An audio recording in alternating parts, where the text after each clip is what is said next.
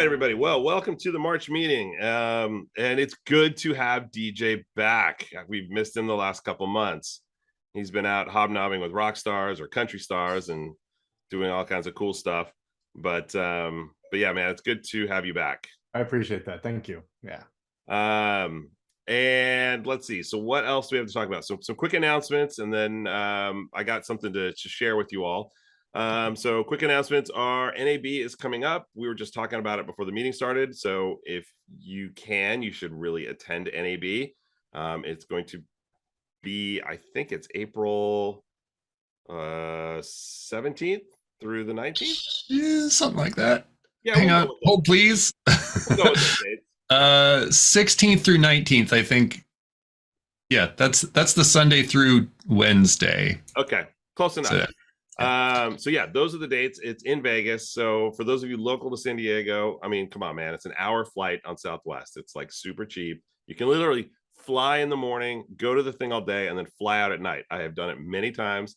Your legs will be exhausted, but I guarantee you will learn a lot. You'll meet a lot of interesting people, and you get to see some really cool stuff. So you should definitely check it out. Passes to go are free if you find a code online. If you need a code, just hit me up, and I will do the Google search and try to find you one. But they're out there. You shouldn't have to look too far to find one. And if you're not the aristocracy and don't want to fly Southwest, you can do it on Spirit for $44 round trip. So. But they make you pay for oxygen, so and a seat probably. Yeah. But that's how you save money. Yeah. How much oxygen do I need? Standing room only. Exactly. I just hang my head outside, get that 10% less oxygen. It's all right. Yep. So anyway, so that's NAB. So definitely recommend that. Further out down the road, I don't know if this really applies so much to everybody in the group, but Cine Gear is coming up. Cine Gear is great for the production side of things. That's going to be June 1st through the 4th, I think. And it's back at the Paramount lot, which is good news. No more LA Convention Center, which sucks.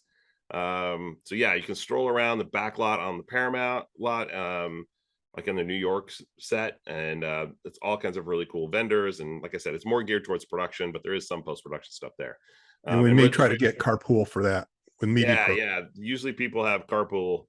People carpool up. So but anyway, so yeah, Cine Gear is definitely something to check out. So DJ, you got anything before I get to my Adobe thing? Nope. Okay. So I posted this up on the group Facebook page, but I thought I would just kind of bring it up too. So I got invited. Don't ask me how. I don't know, but I got invited to come up to Adobe headquarters a couple weeks ago. There's me and a group of other editors that were there, kind of across the link for the Facebook group. If you just go to Facebook and search for San Diego Premiere Pro user group, you should be able to find us. If you can't, ping me back. Gabe, it's your first meeting. Happy to have you here. But yeah, go to Facebook, search for San Diego Premiere Pro user group. If you can't find it, let me know in the chat and I'll send you a link or something during the presentation, but you should be able to find us there. But anyway, I got invited to come to Adobe. It was a small group of editors, about 20 of us. Thanks, Rob, for posting that. And we basically spent a day with the Adobe team, the marketing side of things, the engineering side of things, talking about the future of Premiere. A lot of what we talked about, I can't talk about because I'm under NDA, but there was an acknowledgement that Premiere is not as great as it used to be. And there is a desire on the team from top to bottom to get it back to where it should be. And they wanted to find out from us, longtime users, hardcore users, varied industry users, what needs to change, what needs to be fixed, what needs to improve. And so we basically spent the day talking about that with them. And it was a very cool day. I felt very honored to be included because, man, there was a lot of really cool, talented people in that room. And so, but the reason I bring this up is not to say, hey, look at me, I get to go to Adobe. The reason I'm bringing it up is because one of the things that we got as homework was to put together a list of things that we want to see fixed in Premiere, things that we want to see improved on in Premiere. And so I'm including all of you in that. I haven't submitted my list yet. I'm going to send it up probably Friday. But before we kick off the meeting and turn it over to Kyle, I wanted just to throw it out to everybody on this meeting, and you can unmute yourself and speak up or put it in the chat. But I'm really interested to hear from everybody. If there was one or two things about Premiere that super bug you that you could fix, be it like a feature that you think is missing or a feature that works not as well as it should. For example, I'll just give you an example. One thing that used to be great was dynamic link with After Effects. It's not so great anymore, and I actually brought that up to the team. I told them how I did like a full 10-minute green screen video, back in the day, where all the compositing was done in After Effects and it was all dynamically linked, came into Premiere that way. And then I did the music and graphics and everything in Premiere. And I would never do that today. It would just be a bloody nightmare.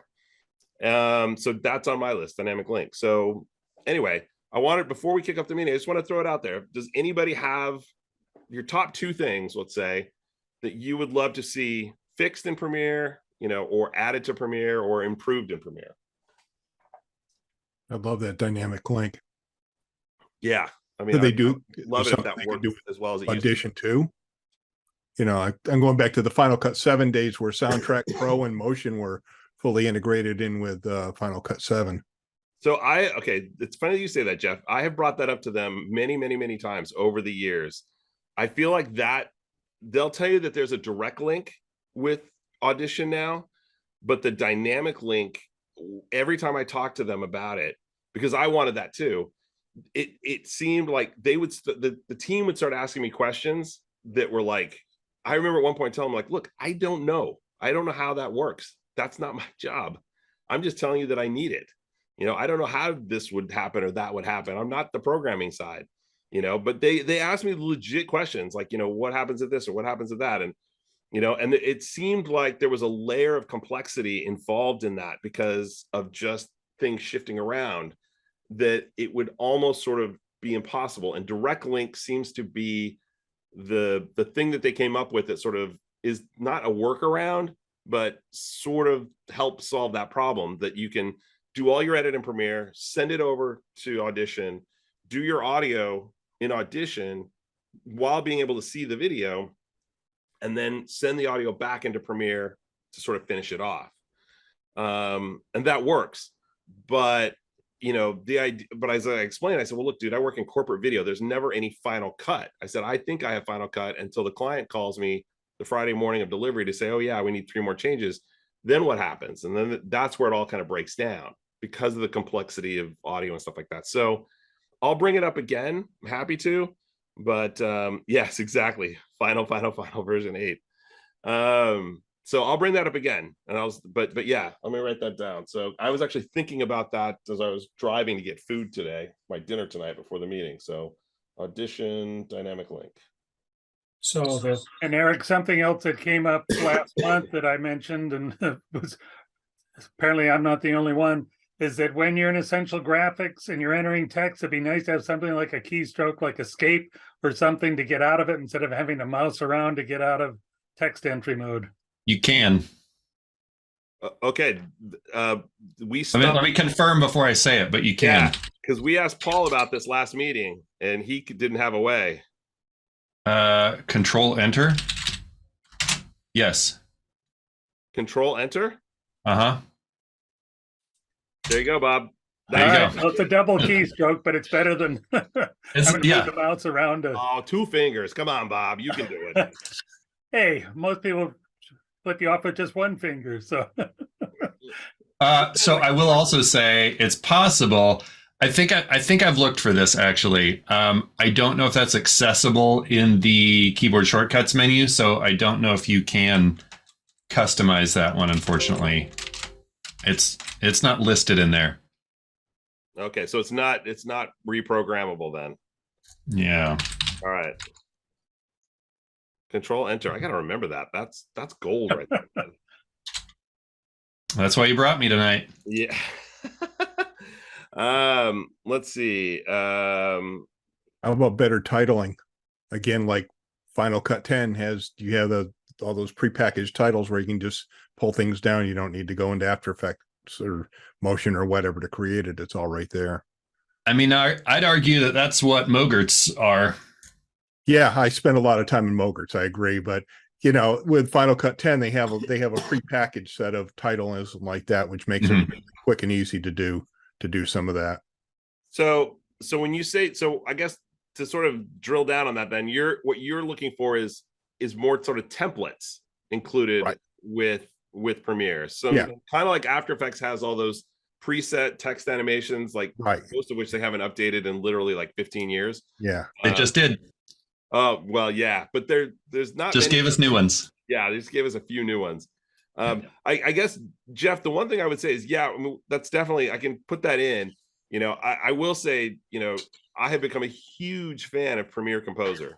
If you're Okay. not using Premiere Composer, definitely pony up, buy the money, and you can thank me later. It is such a powerful thing, and it has so many templates in there.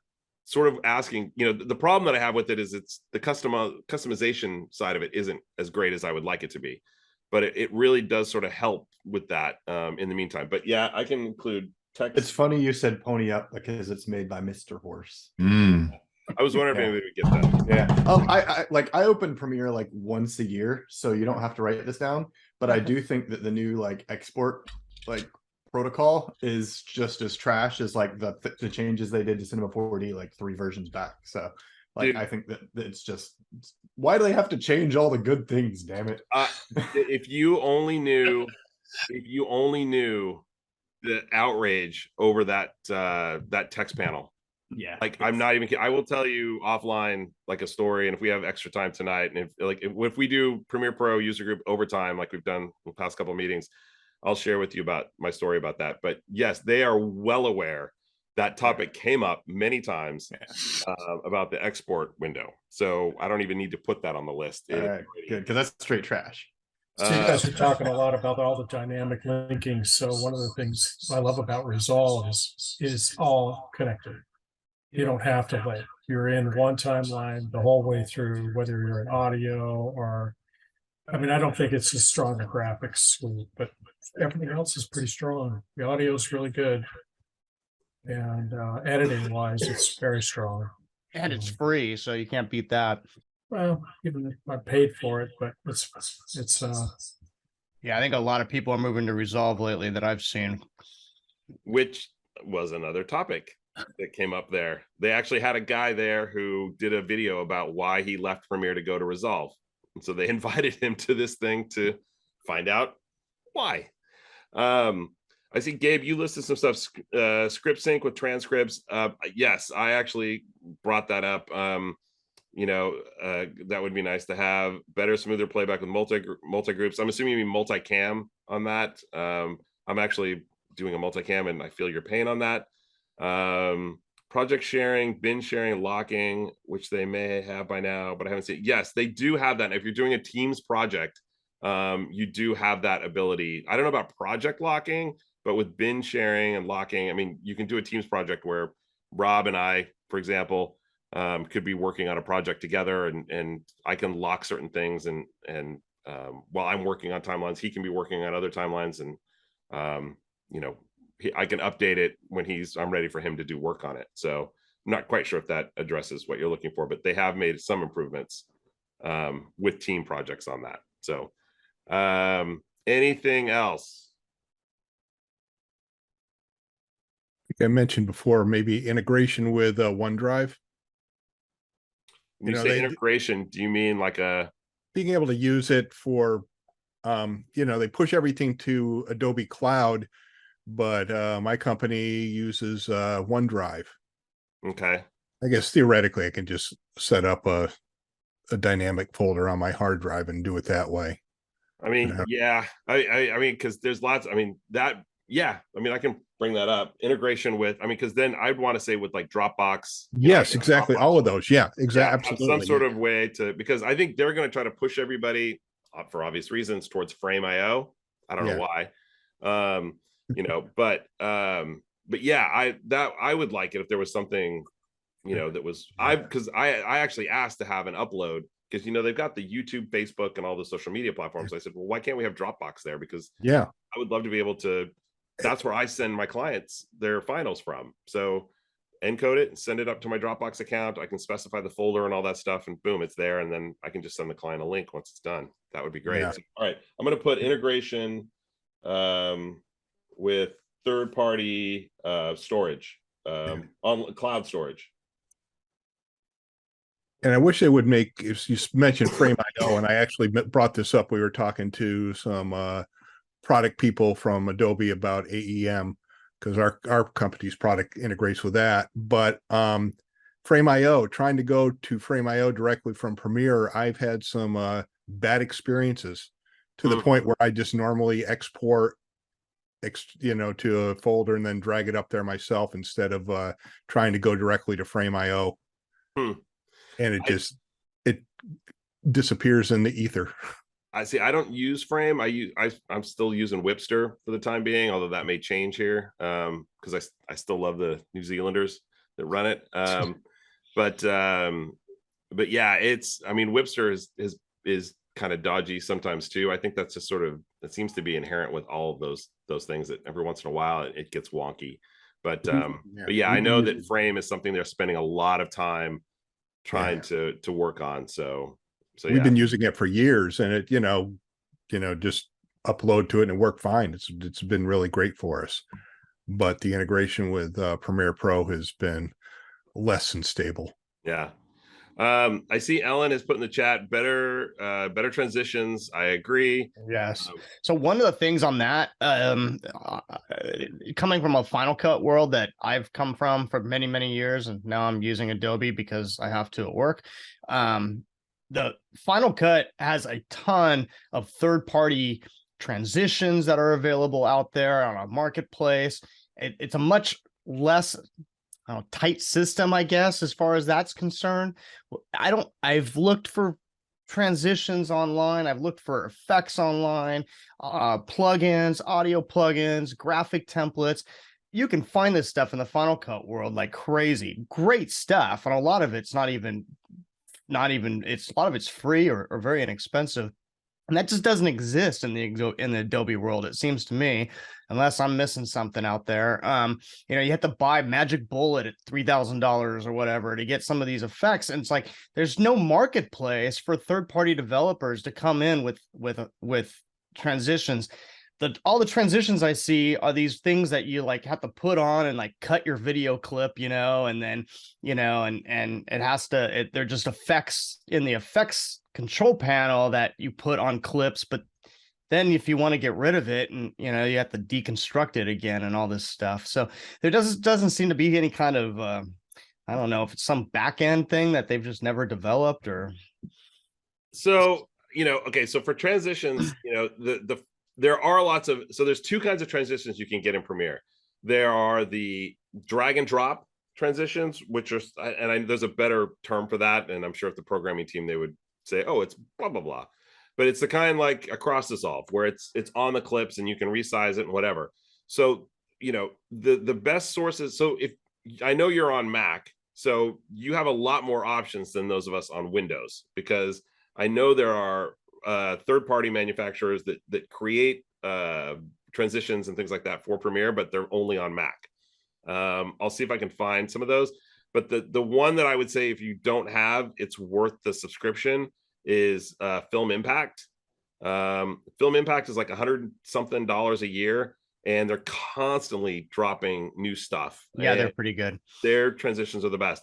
Red Giant Universe, which again, you have to be part of the Red Giant, which is, like you said, $600 a year.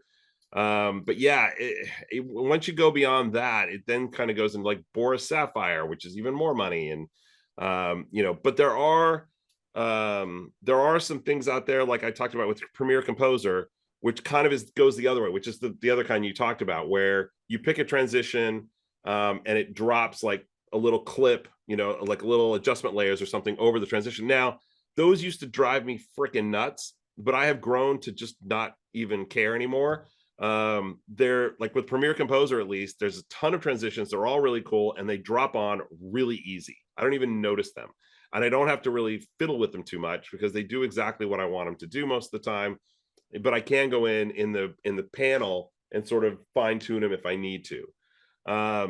So I hate to keep mentioning Premiere Composer, but it really is, if you don't have it, it's something really worth checking out if you're using Premiere, because it has so much stuff built into it. For what you pay for the $250 or $60, whatever you can get to buy all the packs and everything like that. And you can kind of spend less if you don't buy everything. But there's a lot there, and there's a lot of cool transitions that you can use with that. And it makes it really easy to use them. So it kind of gets over, because there was a couple things that I used that were like you described, where it's drop-in adjustment layers, and it was so wonky, it was so bad. I'm like, F this, I'm never using this again. But Premiere Composer kind of got me over that hump, but it's like, oh yeah, this is so easy, I don't mind this with this one. So those would be the two I'd tell you to look into first, and then I'll try to get you some Mac stuff that's Premiere, because I know there's one company, I can't think of the name right now, but I always get emails from them. I guess I just got put on a list, and their plugins always look amazing, and it's like, well, crap, this looks great. Oh, it's only for Mac. Okay, thanks, great.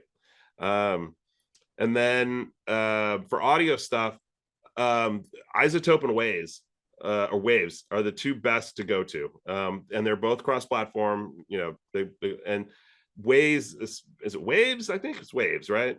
Your Waves.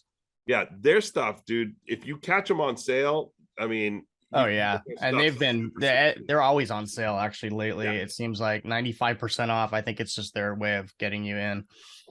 Yeah. So, those would be the two that I would say, to check out, that work really, really good. The Clarity, Pat Espinoza, who I don't think is on this call, the Clarity plugin from Waves is unbelievably good on cleaning up background noise. I'll have to check that out. It's just phenomenal. So I'll throw out there too, just while we're talking about plugins, TDR Nova. It's a Japanese or some kind of Asian company. If you just do a search for TDR Nova, they make a great plugin. It's free, and it's an audio. It's basically a channel EQ, but it does compression, channel EQ, expansion, all these things like built into one. But it's the best channel. Final Cut has a great channel EQ that I really liked, and I couldn't find anything like it in Premiere. And I found this one, and it's very graphical. It's very easy to see and use, and see what's going on. And they have a free version, a paid version. The free version's great on its own. So if anyone's looking for some cool audio channel EQing and compression, I highly recommend TDR Nova. Yeah, too bad Pat's not here, because Pat Espinoza, if you have audio questions, like audio plugins, Pat's the guy to go to. That guy knows them all. He's used them all, and he's got tons of them. So just reach out to him. I see Ellen talking about color. Yeah, I think they're aware of the color thing. And we've done some meetings about color and how to use Lumetri inside Premiere. So Ellen, I would say if I can send you a link to one of the previous meetings we did where we really went deep dive into Lumetri color in Premiere. It's really got a lot of powerful stuff in there. We probably need to revisit that because there've been some changes to it. But it's got a lot of cool stuff. So all right, a few more minutes here.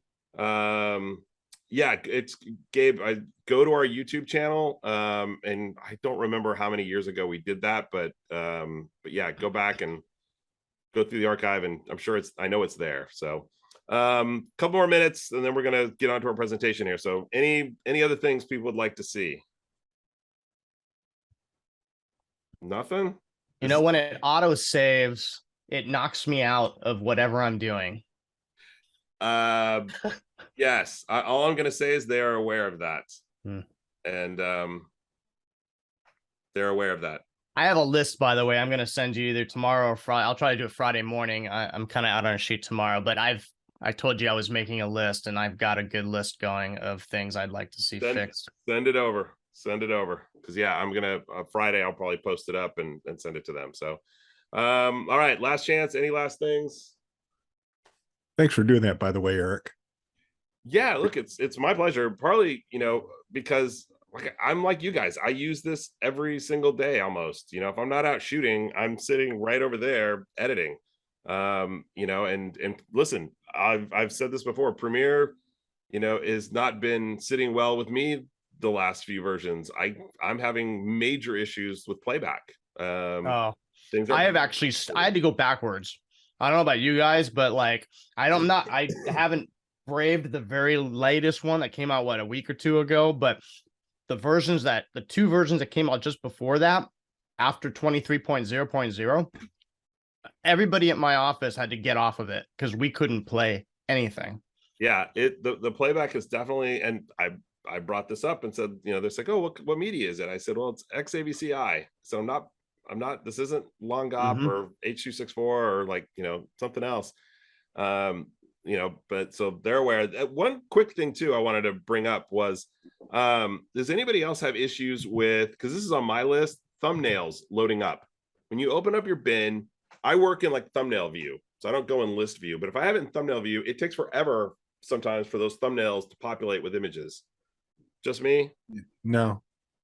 Well, if you're doing like in the media panel sometimes as well. Well, Takes a lot I'm to just load. talking about the bin. Like when I first load up and then I click on a bin to sort of find a clip, or if I'm working and I got to open up a new bin and there's like a ton of clips in there, it's like I can go check Facebook and peruse Twitter. And No, I hear it. It happens to me as well. I see it as well. Yeah. okay. All right, so I'm not alone. All right, well, if it was I haven't seen that on a Mac. so, say what? I haven't seen that on my Mac, but I've got a lot of other problems on my Mac. So Okay, so I'm gonna. Those are just called the operating system. Oh, Oh, Ouch.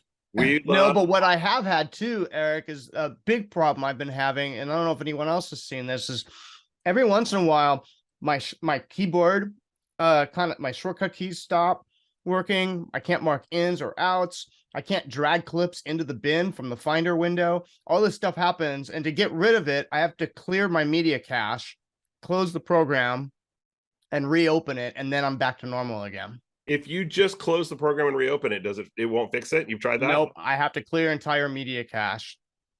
Yeah, that definitely sounds like a bug. So. And I do it. It's constant. It happens a lot. Okay. All right. Sometimes even shortcut keys just not working right or not, Well, not working consistently.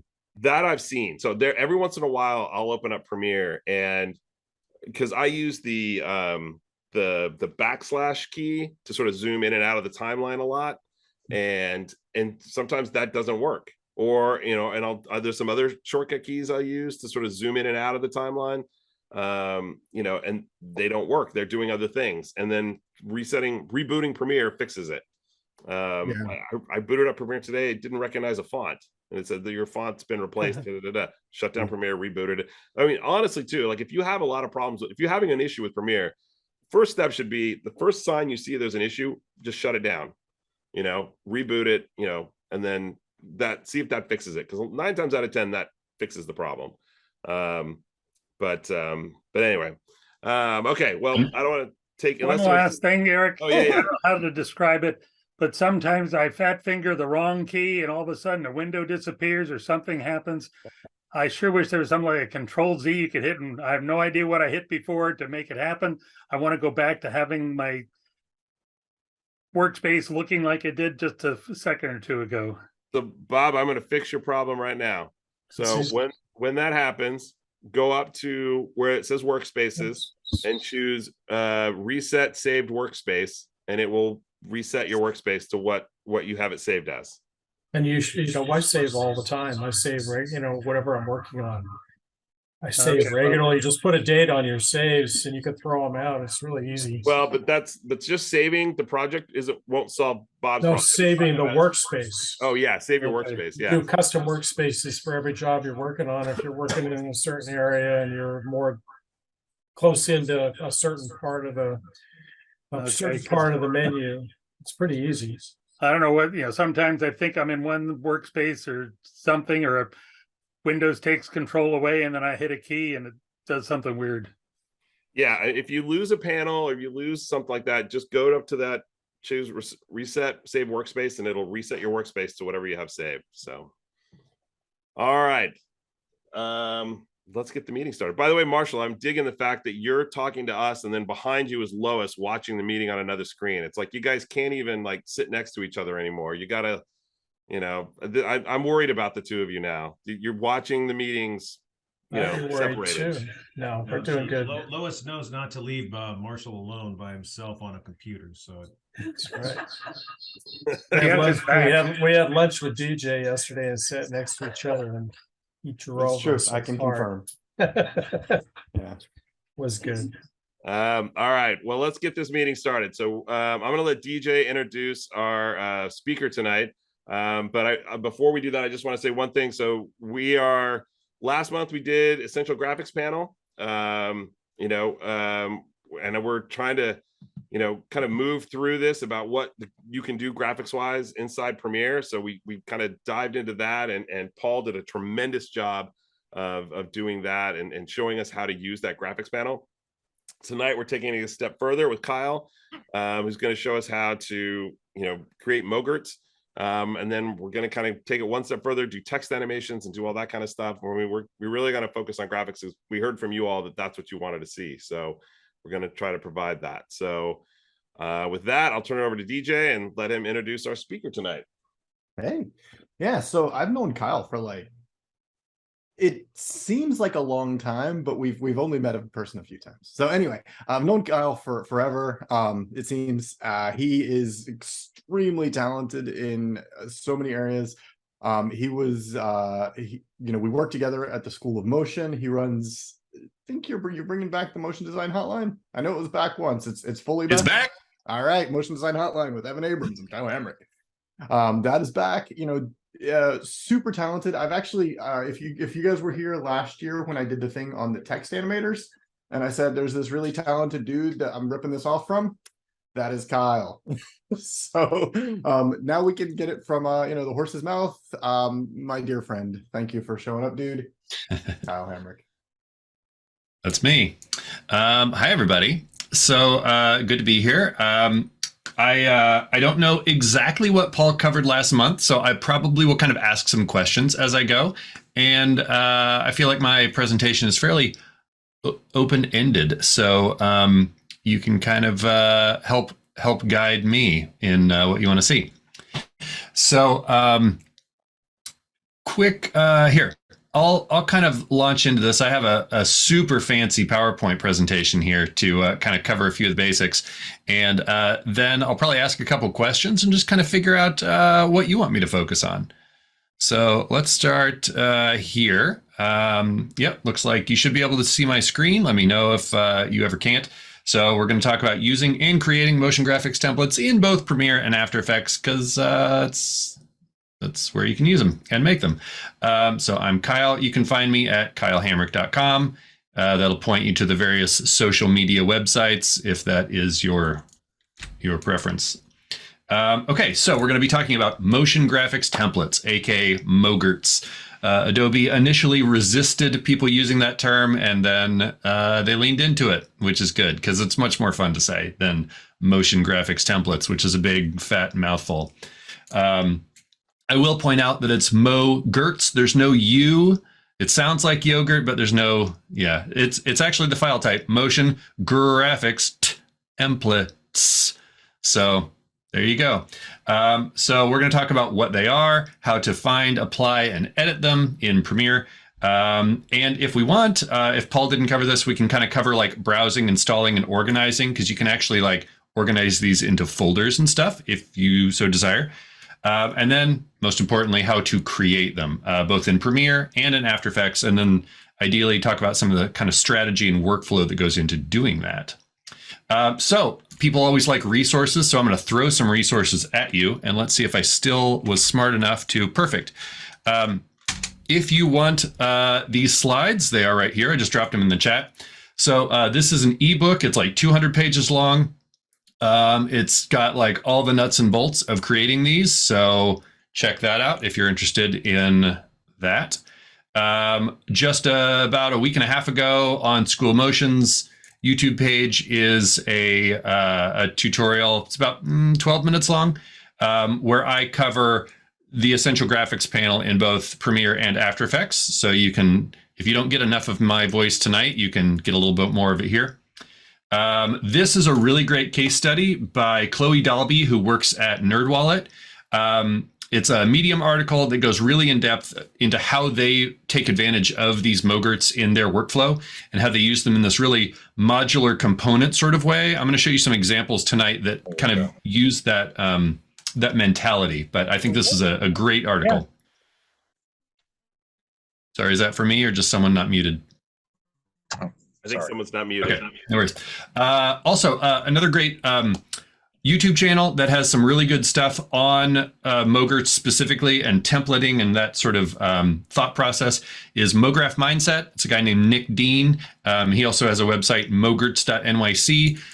He has several templates up on Adobe Stock and then makes some YouTube videos as well that get pretty deep and technical if you want to. So be a great place to learn more. I helped make this course for School of Motion not too long ago. It's a short instant access course that takes you step by step through making Mogrts yourself. And if you want to see like top end what's possible, my friend Zach Levitt has an agency that specializes in toolkitting and this kind of stuff. So you can see some really cool examples of like what's possible there with templating. Okay, so what is a Mogrt? For folks who weren't here last month or just haven't touched these before. So these are templates that are applied in Premiere Pro or Rush. If you make it in Premiere, you can also use it in Rush. Personally, I don't know how much attention they're putting into Rush, so we'll see. But whether you build them in Premiere or After Effects, they're applied in Premiere. And these can be dynamic animated titles or graphs, but they can also be transitions or effects or kind of whatever you want them to be. So that's one of the mentalities that I want to kind of get into your head tonight is like, they're not just text animation. It can be whatever you want it to be. You can download these from Adobe Stock. There's a ton of free ones that come installed with Premiere. There's obviously a bunch of paid ones up there too. There's paid ones on other stock sites or, why you're here tonight is to learn how to create your own. The reason I really like these is because you can use simplify the controls, especially if you're making this for someone else or making like a quick repeatable thing for yourself. You don't need 50 things. You might just need one slider or one text box that you're actually updating, even for a very complex animation. And it can make complex graphics super accessible to even someone who barely knows how to use Premiere. So you could build something for your client where they just have to literally type in text and then hit export in DJ's favorite window.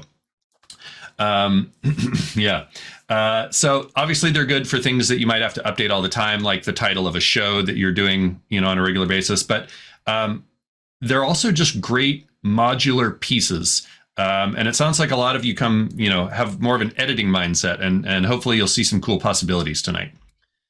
So like I said, they are their own file type. It's .mogrt. And a crucial thing is most of the time, they don't even require After Effects to be installed on the machine to use them. There are some exceptions, like if it's using the Cinema 4D renderer or like some embedded files and stuff. But most of the time, it can just be rendered on just Premiere because it's actually kind of running like a headless version of After Effects in the background. So like I said, you can create them in Premiere Pro. They're a little bit simpler because obviously your animation capabilities in Premiere are a little more limited. And there's, fewer options just because the animation isn't as deep there. I feel like you have a lot less control and customization, especially with the actual controls that you're giving, because you kind of can't hide anything. But everything's directly accessible in Premiere, which is also potentially very nice. They're kind of like super presets in Premiere, in my opinion. And then if you create them in After Effects, they can be very easy. They can be very advanced, but you can fine tune so that, like I said, you can have a super complex animation and you literally just give your user like one or two controls that might completely change everything that they're able to do. So a lot of possibilities there, but, can get very deep, especially when you start getting into expressions, which we'll dip our toes into tonight, depending on what you want to see.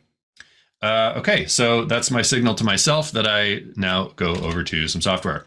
So just to kind of like throw some examples, get your head in the right spot here. This right here is kind of like a pretty straightforward Premiere Mogrt. This is just like some film credits, okay? And they just sort of animate on by line. I'm going to kind of assume that you're all at least passingly familiar with the Essential Graphics panel, which is open over here. If for some reason you don't have it, you can always just find it right there. I am currently using the graphics workspace because that's best for presenting on one screen like this.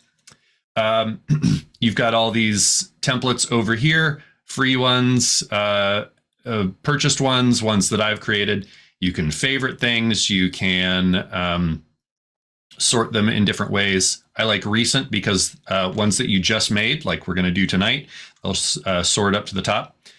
Did Paul show you how to make like specific folders on your hard drive that you can then sort these into? I don't think so. He didn't really dive too far into Mogrts. Cool. So when you are using these, you've got this whole, I'm on Browse here, and then My Templates versus Adobe Stock. Obviously, Adobe Stock is, you can just browse literally everything on Adobe Stock, and you can search for it here. This is the same as searching on the Adobe website. But when you're here on My Templates, which is everything installed on your system, this is going to be all the default things that you have. You do have this drop down right here. So right now I'm looking at everything local, and then you might have multiple folders here. You don't unless you set up what I'm about to show you. But if you come to the little hamburger menu, manage additional folders, you can actually set up other folders right here that you want it to look for. I've got some old ones here that I need to get rid of apparently. But then those will actually show up here in your dropdown. And so if you only wanted to see a specific folder for a specific client, specific project or whatever, that's a great way to sort these so that you're not looking through this list of 500 things every time you're in here. You can also export Mogrts directly to Adobe libraries. And so you could say, if you're working with a team, you could set up a library specifically for Mogrts, and then you could just come in here and say, choose that. And then you'll only ever see I deselected local, and I'm only looking at this one library. So that could be a really good way to like really fine tune what you see in this panel. Okay, and these are multi-select, by the way. So like I can have local templates and final submissions and whatever. I can have all of those selected or only one. Very helpful. So to kind of come back to what I was going on here. So when you select a Mogrts, regardless of where it was built, your Essential Graphics panel is going to change from Browse over to Edit. And then you've got access. You can tell this one was built in Premiere because it has layers like this. So I assume Paul kind of showed like how to build things in the Essential Graphics panel, yeah? Yes, he did. Perfect. Okay. So seeing these layers here, I'm going to assume are going to make sense to most of you.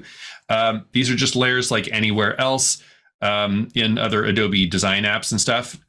In this case, like obviously they're all, physically not on top of each other. But if I added another layer to this, like an ellipse here, oh, didn't like that. Here we go. Let me add an ellipse this way, and I'm just going to put this over it. You can see it's up on the top, so it's over that text, but I could drag it down, here, and now it's over some and under some. These just layer up like anything else, and you can delete things, you can rename them, reorganize things however you like. Now, when you have built something directly in Premiere like this, you're going to see over in your Effect Controls panel that every piece has its own transform properties and sometimes other properties depending on what it is. So if it's, that ellipse that I should have hung on to, let's just make a rectangle here. And you'll see that's the shape. Let's rename that to rectangle. And so rectangle, because it's a shape, it's got like a path, and then I could change the fill color and all that. And then it's going to have its own transform properties.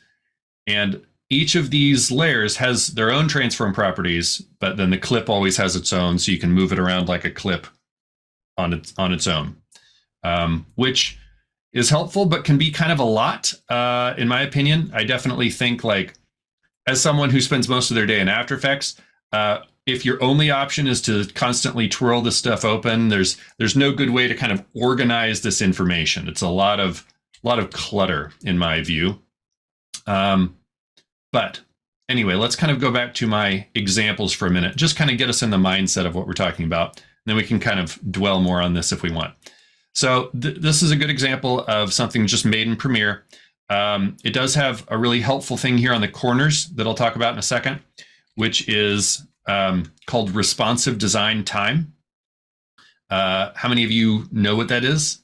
Did Paul talk about that? He did. Okay, great. Well, then, I mean, I guess I should be asking who doesn't know about things. Just in case you're not aware, responsive design time, see how this end is shaded here? It means that you can drag this clip and the animation is always going to stick to that. Really helpful and actually very easy to set up. You can actually just see it here in the effect controls panel. You can actually just kind of drag it like that. You can also mess with it right here. Easy to apply, easy to use, and super handy. Okay, so here's another, this is just a transition built here in Premiere. Personally, I think this animation's a bit clunky, but you know, it's just a couple shapes animating across, easy enough, right? Again, you can see they're all just kind of layered in here, so it's fine. Easy to make. There's a lot of these kinds of things, like it's a little pop out. Personally, I would want the ability to animate this on or something, but this one was just built in Premiere, so you get a pretty limited amount of controls here. You can change things, but like you can't parent stuff in Premiere, so you know, this is where I would personally turn to After Effects for a better version of this if you want any sort of dynamic abilities here, right? Then we're going to come over here to, I believe this is one of the free ones that's installed. This is an example of an After Effects built template. And you can see how different the controls look. And it's because you can customize those. So this has a couple pieces of text that you can enter, and you can write whatever you want in here. And there's various sliders. You can change the colors and all that. And you don't have access to anything over here in the effect controls panel because it's all just this stripped down version of whatever the template creator gives from After Effects. And so if you are that template creator, you need to be very mindful about what you're creating and why and who it's for. Now, because of that, these are kind of a combination of very locked down, but also very versatile. It's all in how they're created, right? And one thing that we got about a year and a half ago is media replacement, which really opened these up. So this is an example of one that was created by somebody at School of Motion.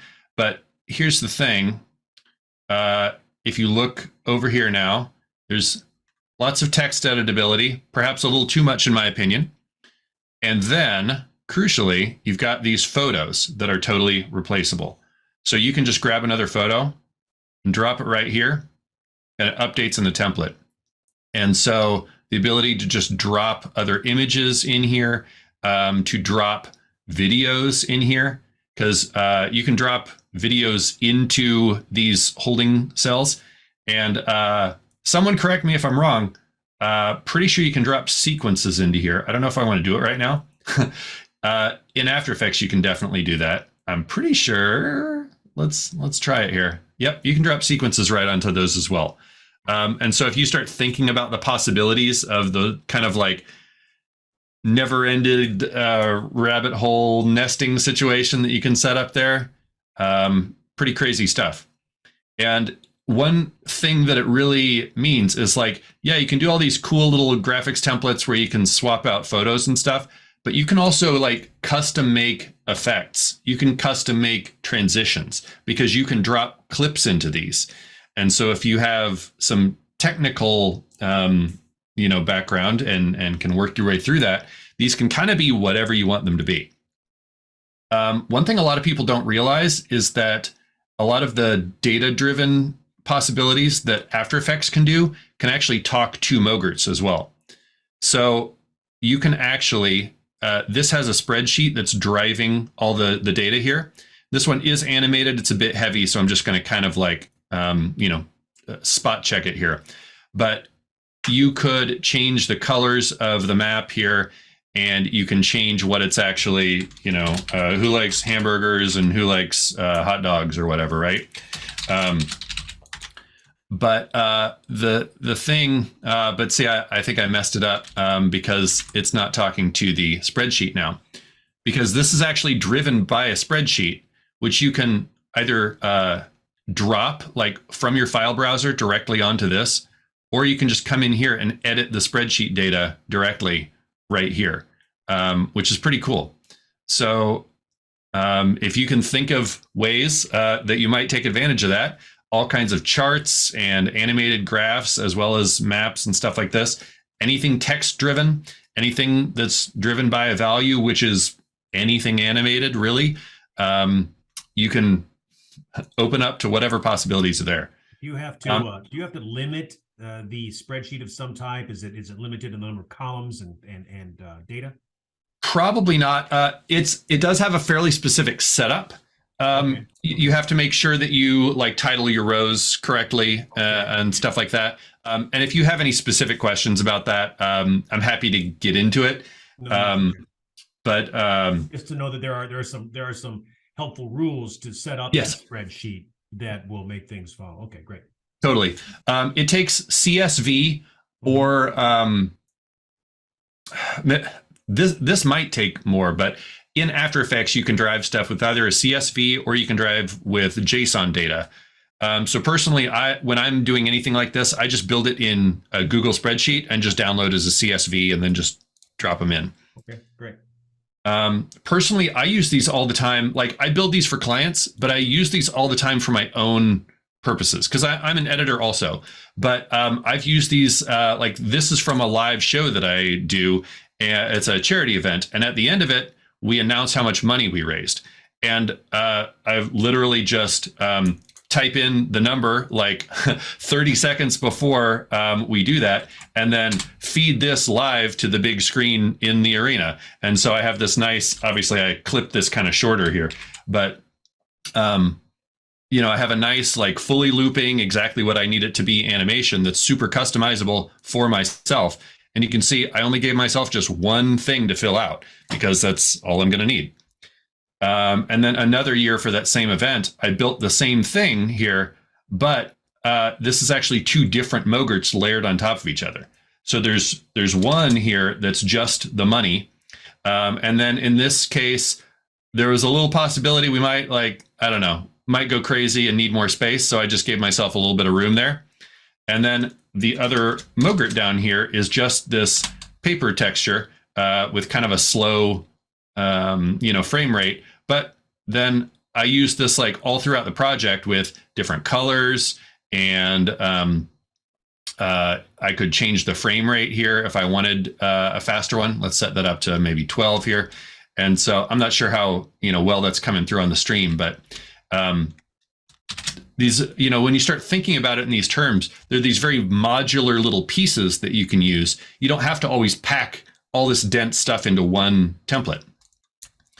And this is another example, like we had to do that event virtually one year. And so, it was sort of like a Zoom call-esque thing.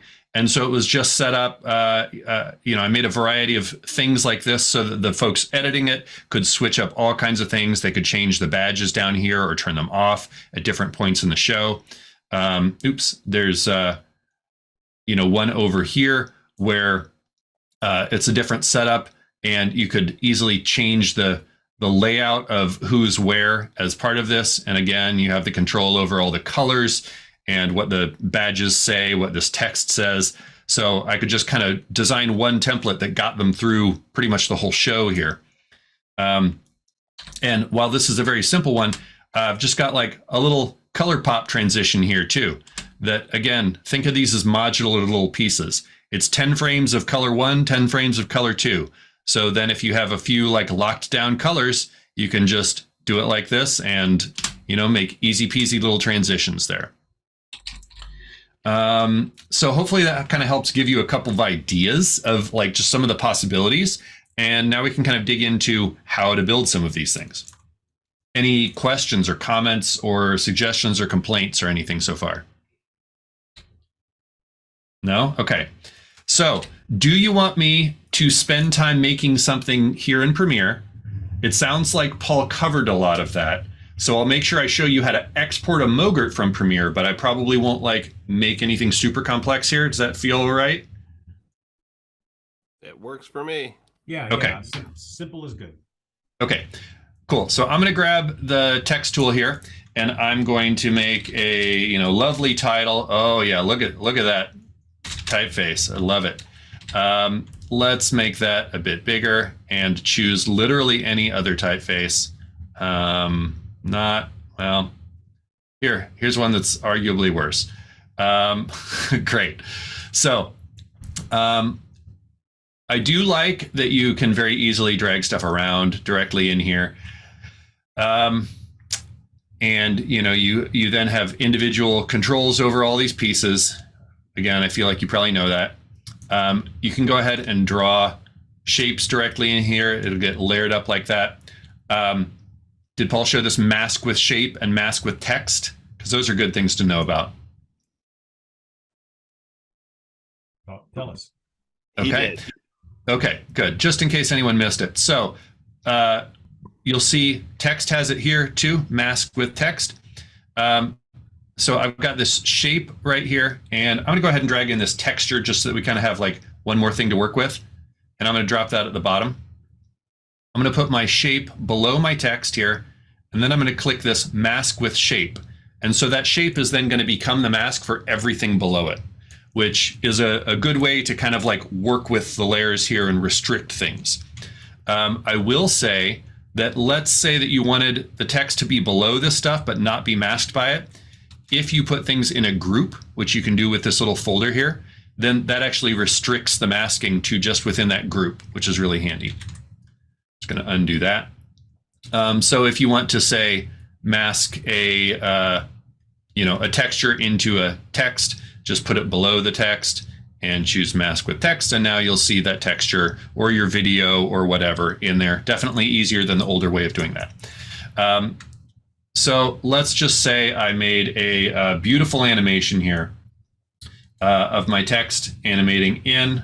I'll just give myself a position keyframe and then move it off screen. I'm going to keep this pretty straightforward. Ooh, ah, right?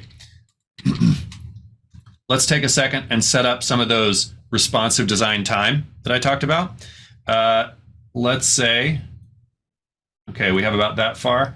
So you can actually just drag this out here in the effect controls panel, or you can adjust the time by scrubbing it over here in the essential graphics. So whichever works for you. And now you'll see on my timeline, this clip has like a little kind of gray zone. And that means that that area is always going to stick no matter whether I move the clip around, trim it, etc. Unless I cut off the head of it, this is always going to stick to the beginning or the end if I put one there, which is great. I'm going to assume Paul also kind of talked about the responsive design position, which is one thing I really like about these here in Premiere. Let me go ahead and just turn those off so we can see better. This is really handy because you can pin things to the video frame. In this case, I could pin it to the frame and then say the top and the left. And so if I drop this particular template into a different size, it's always going to hold on to this distance here and this distance here, which is really handy. So we're going to pretend this animation's a lot cooler than it is so that we can look at some stuff in After Effects. And to export this as a Mogrt, which remember I said, in my opinion, is kind of like a super preset here. Just go to Graphics and Titles, Export as Motion Graphics Template. And then I'm going to call this my, yep, okay, perfect name.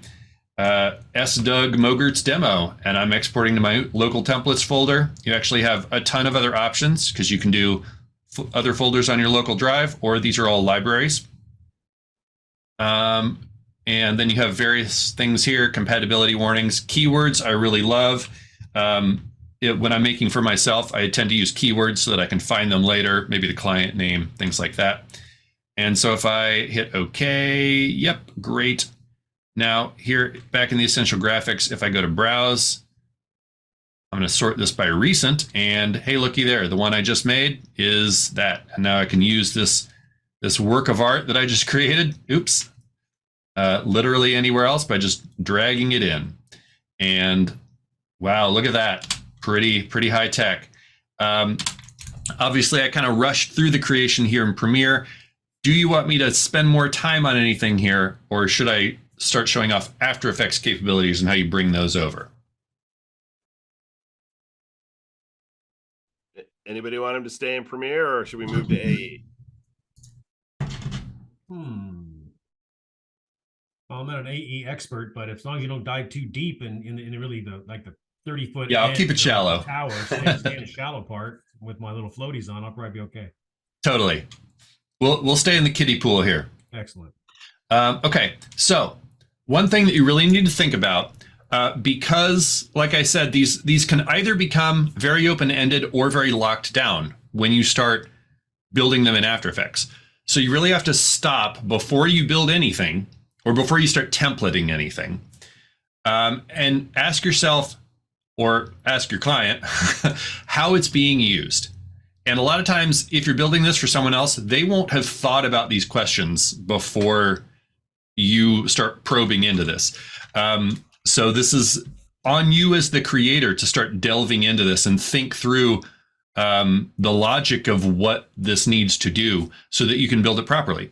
Of course, this applies to if you're building it for yourself. Think about why you're making it. So are you building this so that it can, help just speed up? Is it something that needs to be repeated 1,000 times? If so, you want to make sure you make it easy to customize, right? Do you want it to be super dynamic where it auto positions things and has all these, all of this sort of programming in it, which can maybe make it a little slower to process, but maybe means that you do very little work? Or do you want wide open manual controls? And one of the big differences there is who's going to be touching this thing. Does the person you're handing this to have design skills? Are they going to break things if you give them the ability to, right? Do you want to maybe give them the ability to adjust the text size, but only in a very narrow margin? Or do you want to just give them wide open text controls and they might be able to change everything to Comic Sans, right? Crucially, is this for an entire team of people that all need to be using it at once on similar projects, maybe in slightly different ways across a variety of things? So that really kind of guides you to figuring out what you're really building, what kind of functionality you need, what the defaults of the controls you're putting in there need to be. So let's kind of dig in just a little bit to a very simple template here. And we'll kind of piece by piece build this for a Mogrt that we'll send over to Premiere. So I'm over here in After Effects, and I have just this super complicated animation here, right? I have 3 text layers and 1 image. And I intentionally used my good old media placeholder image that I use when I'm building templates that will have media replacement. But this could obviously be literally any image. And then I have a shape layer that is just the full size of my composition that is the background.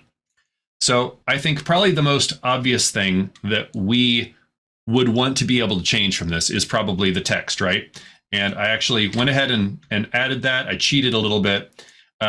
This is probably more what your After Effects is going to look like on the default view. And I'm going to go up to Window and grab our good old friend Essential Graphics, right? Because that's where you build all of this in After Effects. So there's a couple handy things in here because After Effects obviously has a lot going on and it can be intimidating for folks, but we're going to try to keep it friendly. One of the things that you can do if you're not even sure what's possible, there's this button right here that says Solo Supported Properties. And now every property, boop, below in all the layers in your comp, everything that could possibly be added to this panel has just been exposed for you. And that means anything that you don't see can't be added.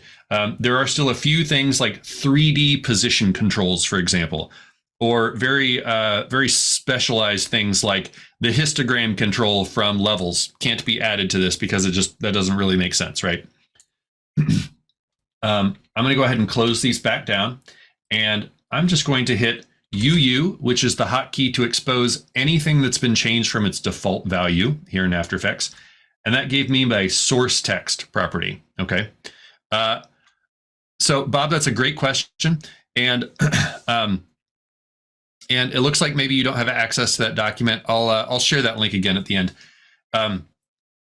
The trick, if you need different resolutions, is that you kind of build it for all of those and then let people choose. I actually have one of those here where I built it so that it can be a variety of sizes, and it's just kind of built for those different safe zones. So it's all 3 templates in one file, and then the user just has to choose the size, because unfortunately it can't see like what the size of your Premiere timeline is. Okay, back to my simple one. So I'm going to grab this source text property, and I'm just going to drag that right up into my Essential Graphics panel. And now I can change that here in After Effects, but when I export this into Premiere, this right here is what's going to be exposed, and this is what it's going to be called. So obviously main title is, probably a good name for that. And we'll say, Mogrt demo is the name of this thing, right? And then we'll add our subtitle, just drag that up. Okay, and maybe the additional info. I'll twirl this open the old-fashioned way. Here, I'll twirl this open the old-fashioned way, just for you folks who might want to see that. So we've got all of our text laid out here, nice and friendly. And then if you want to make a replaceable piece of media, footage, image, whatever, all you have to do is drag that entire layer up into your Essential Graphics panel. Let's probably call this, image or something. And then this will be one of those drop zones that you saw. You do have a few options here. Scale to fill is typically going to be the best, but you can kind of experiment in your particular use case, which of these works best.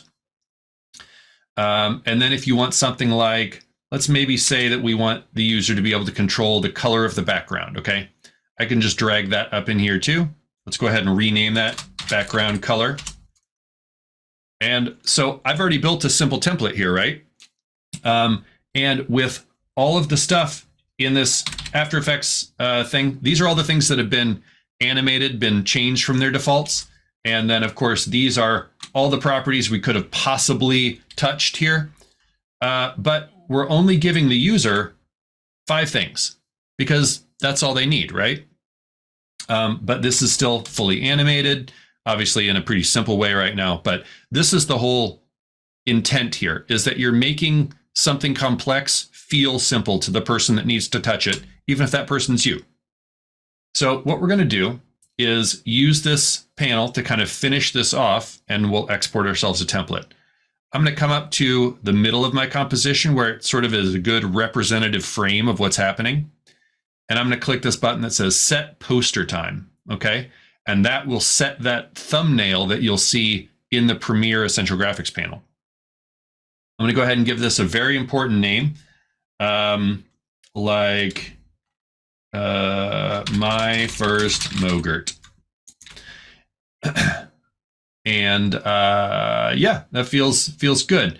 Now there's something I do want to point out, and I'm intentionally making a mistake now, which is that my composition is quite a bit longer than my animation. And I'm going to leave that for now, and we'll come back and fix it.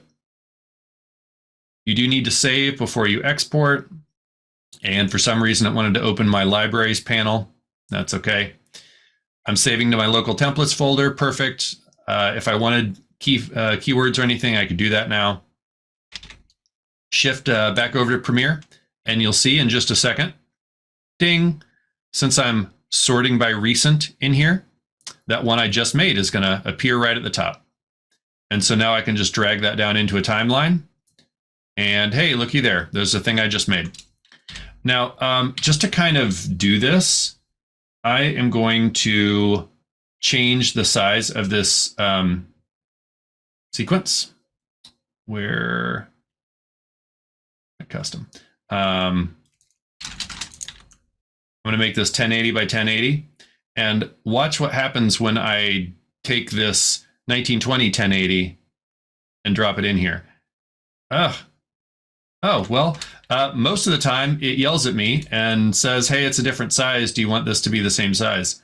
But tonight it's not because I'm talking to people. So we'll just pretend that it did that, apparently. If I drop this into one of a different size, it typically cues you on that. Let's go ahead and set this back to the size it's supposed to be.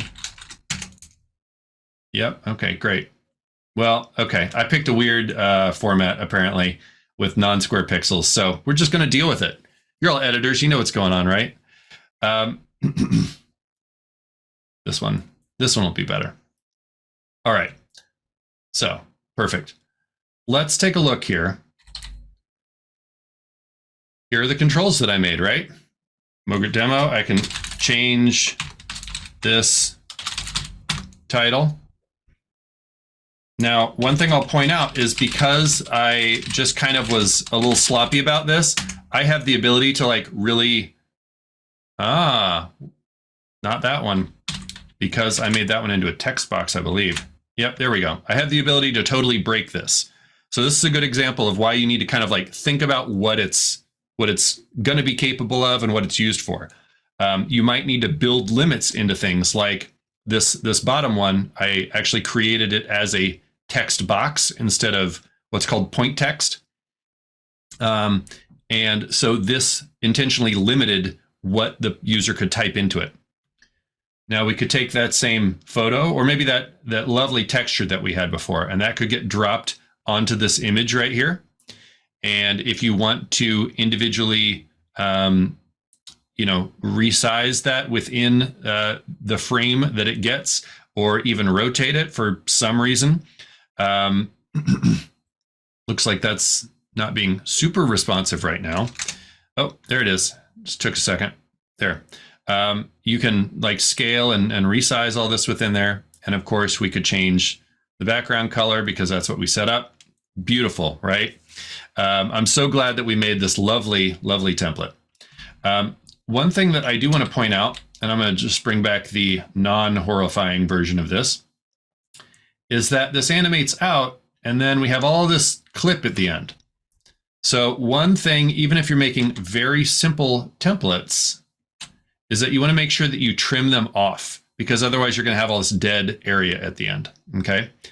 So just in case you're not super After Effects savvy, you can always just drag the work area bar around, or you can go to a certain spot.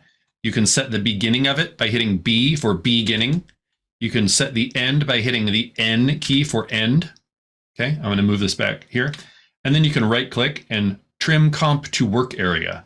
That's my preferred. You can also open up your composition settings and manually set this number. But who wants to do all that work? Not me. Trim comp to work area. Okay. So, you know what? We like the template that we made, but we need to make some revisions to it, okay? The first thing we're going to do is clean this up a little bit because our editor is just getting like really, really overwhelmed by these 5 options. So I'm going to come down here to this little add formatting, and I'm going to create a group. So let's call this text. Let's drag that up to the top, and then I'm going to boop, boop, boop, put my 3 text objects into there. And so now that's a collapsible group here. And when you get into After Effects, you'll then see that that's collapsible. And actually, whether it's collapsed or not in here is respected when you export the template. So I use stuff like this a lot to maybe like surface a control that the user is going to touch a lot, and then maybe hide a few things that like they might need, but they probably don't need to touch every time. So you can see how you're kind of actually starting to get into like UX, UI design almost for another editor or for yourself, because you're starting to think about like, how does this thing need to be used? And how can I kind of reduce the amount of friction for someone who's using this thing, right? So let's kind of undo a little bit of my fake grouping. I'll go ahead and just keep all the text inside this one. And then you can also add helpful comments if you want to, like important note, do the thing, right?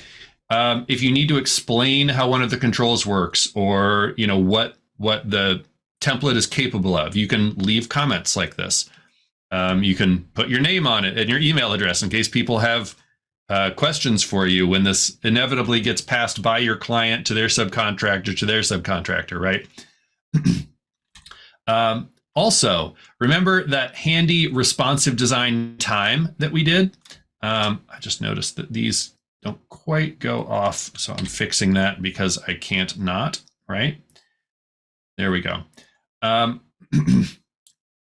So you can set up that responsive design time here in After Effects as well, so that the animation that we set up at the beginning and the end, even though I built this to be 5 seconds long, it could then be any length that we want, from 2 seconds long to 1,000,000 seconds long. And the way that works is with markers.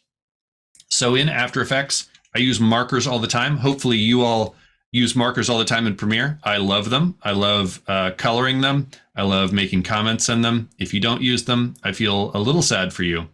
But today we're just going to use it as a responsive design time thing.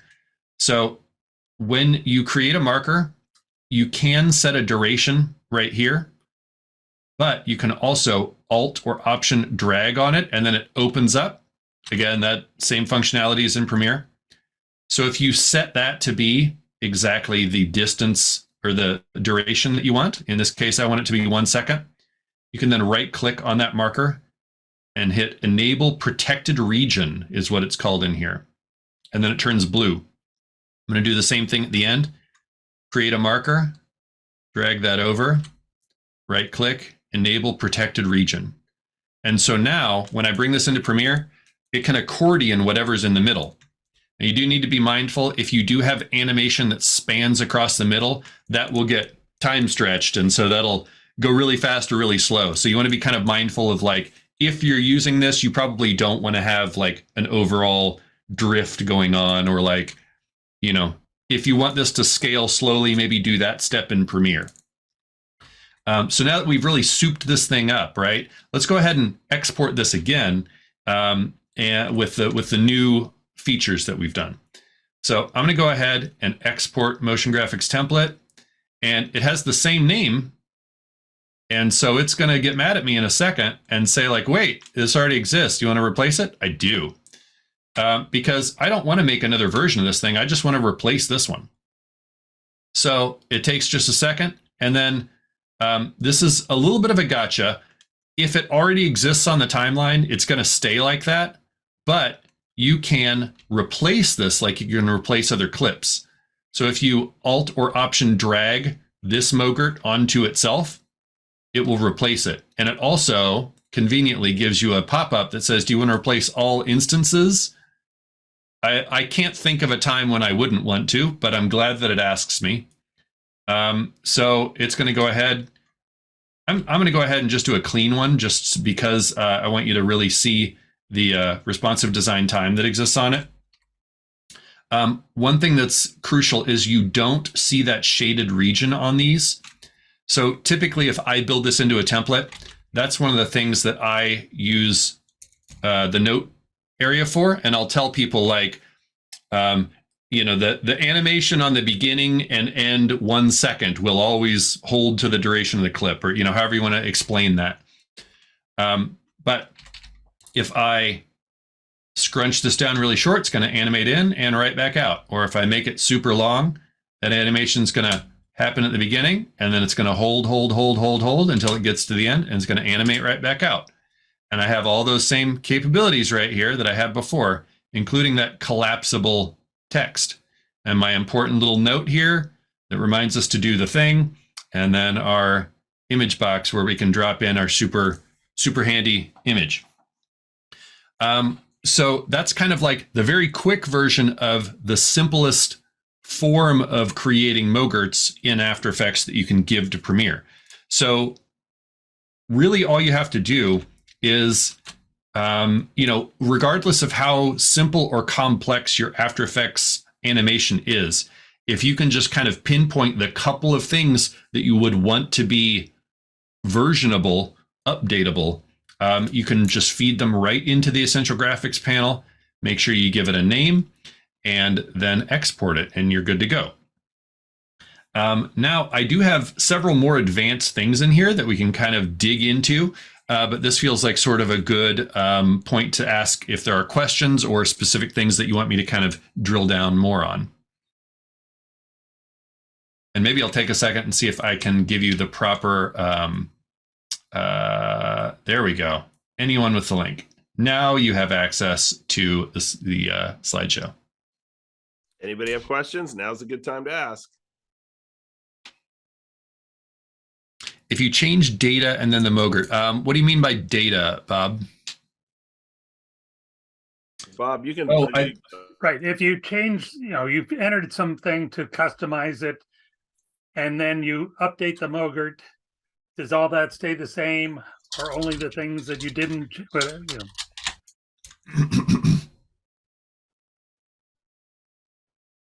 Okay, let's test it. I know the answer, of course. So I'm going to just like change, I'm going to get rid of that note and change the order of things. And you know what? I want my main title to be outside of the text. So I'm going to go ahead and just export this again. And save over itself. Yep, okay. And so back in Premiere, I can go ahead and just do a replace. Do I want to replace it? Yep. And as long as what you didn't like completely erase the capability to have changed the things that you updated, right? It hangs on to it, yes. That's a great question, by the way.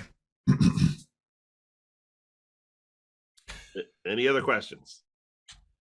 One more. If if I put a graphic into this Mogart, or like you have a graphic there, and then I export it, and then I hand the Mogart off to a client, do they have to have any of those assets to see the graphic, or is that just embedded in the Mogart? It's packaged in the Mogart. Okay.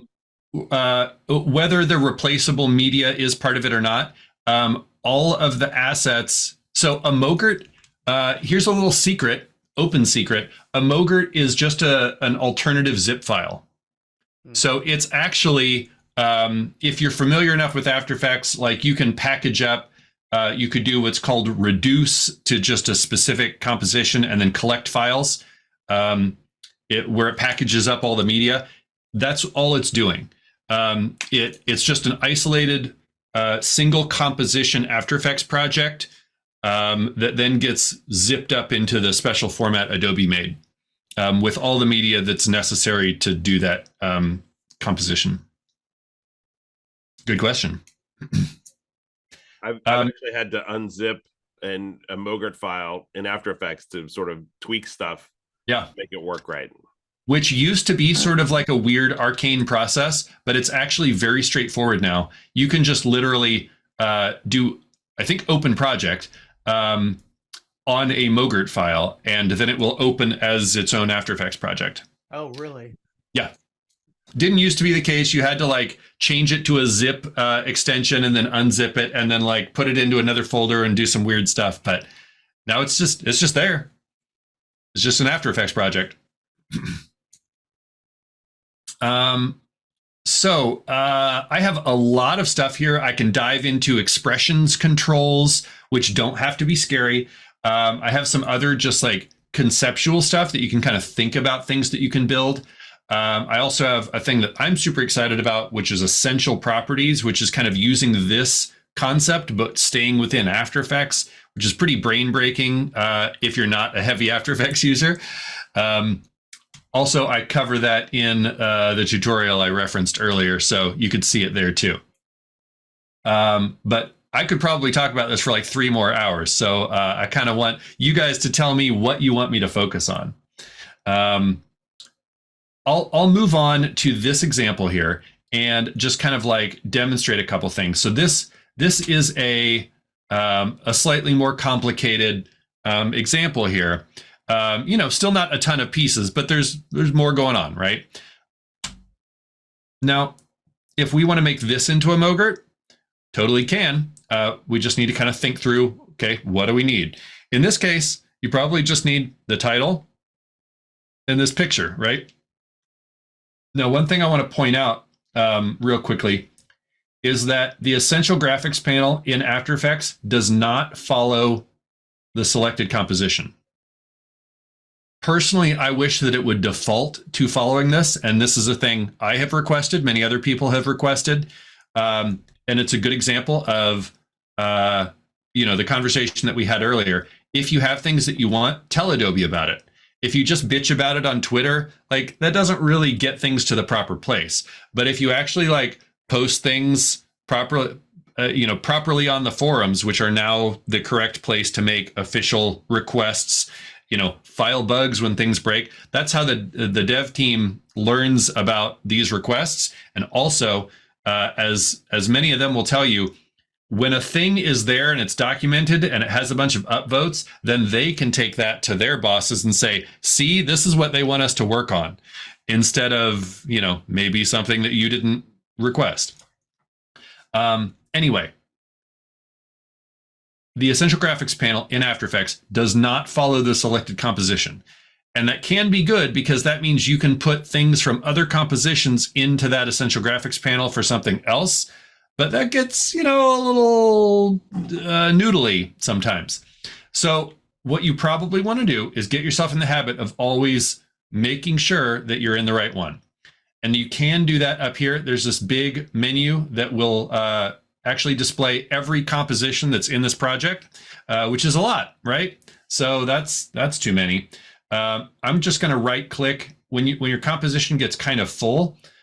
You can kind of choose maybe like your switches, your little eyeball column here, or if you find like a little empty spot at the bottom, in an emptier composition, anywhere that's not a layer works. And if you right click, you can open in Essential Graphics. That's kind of my favorite place to do this.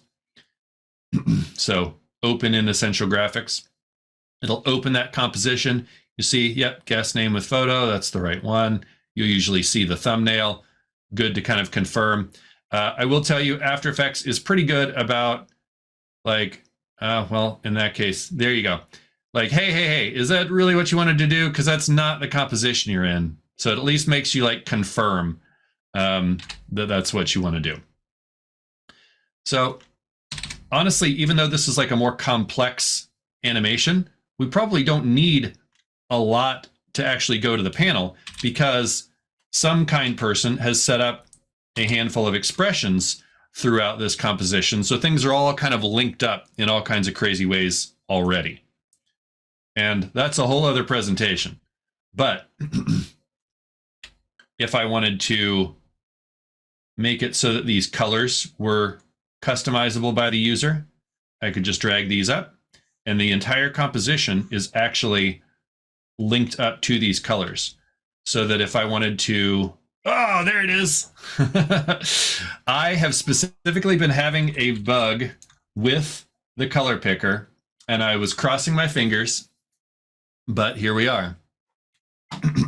And I'm pretty sure I know what causes it. It's a third-party plugin that I've been needing to use this week, so I haven't been able to uninstall it to troubleshoot. What's the plugin? Honestly, I was pretty sure it was Red Giant stuff for a while, but I'm kind of off that one. I could have answered this question immediately a week ago, and I have maybe forgotten what it was now. I think I had it narrowed down to a few, but I wasn't 100% sure.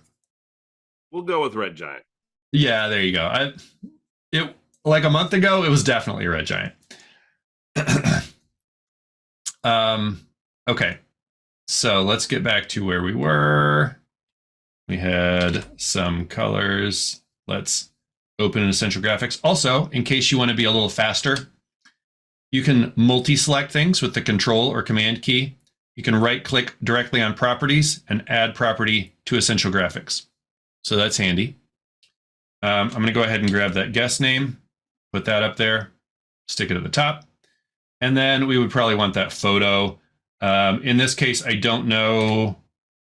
Yeah, it's probably set up correctly enough. Great. So, these don't have to be super complicated control panels, right? Because this is all that the user is really going to want. Let's go ahead and export this one real quick and just kind of prove that like you'll still get all that fancy animation in there. Although I've been moving a little fast and I want to see if anyone sees the mistake that I made as part of what I've done here while this is exporting. It's that I didn't trim this off. Yep. Yeah, so that's okay. It's going to be a little longer than it should be, but it's not the end of the world. So I'll come over here, Essential Graphics, browse, and then since I'm sorting by recent, the one I just made is going to be right there. Handy dandy. I'll just bring it down. And again, I'll get those. Yep. Oh, I had a clever, I think I had a different clever K name for this, but we'll say that. And obviously this is not a photo of me, but it's a bearded white guy. It's close enough, right? And there we go. We could change the colors if we want, and you can see that this is set up so that it works itself all through the composition. Maybe make this like a nice dark purple here. So all that animation that we built in After Effects, good to go right here. You'll see it does like chug a little bit. I'm also obviously live streaming this, so there's that. But all of that fancy animation that you or someone else built can be built right into these and made as easy as you want them to be here. Just to kind of like, go ahead. So the trail that you created behind the guest, so is that used? Did you do that using a third-party plugin or native to After Effects? So that is native in After Effects. It's this layer right here. It's just another text layer with an echo effect, really. And then I'm using a little bit of pretty simple expressions. In this case, I'm just linking to like properties. So I can show you some of that real quick if you'd like. So in this case, this is just another guest. You can see like by default, it actually says today's guest. I don't know how easily you can read that. Today's guest. There you go. But if I link that source text to the primary one, then it's always going to take whatever that text is and read that basically. And so then this one is what's getting passed through. And then this is just looking at that data and taking whatever text is entered to that. And in fact, I use that strategy a lot when I'm building more complicated text templates.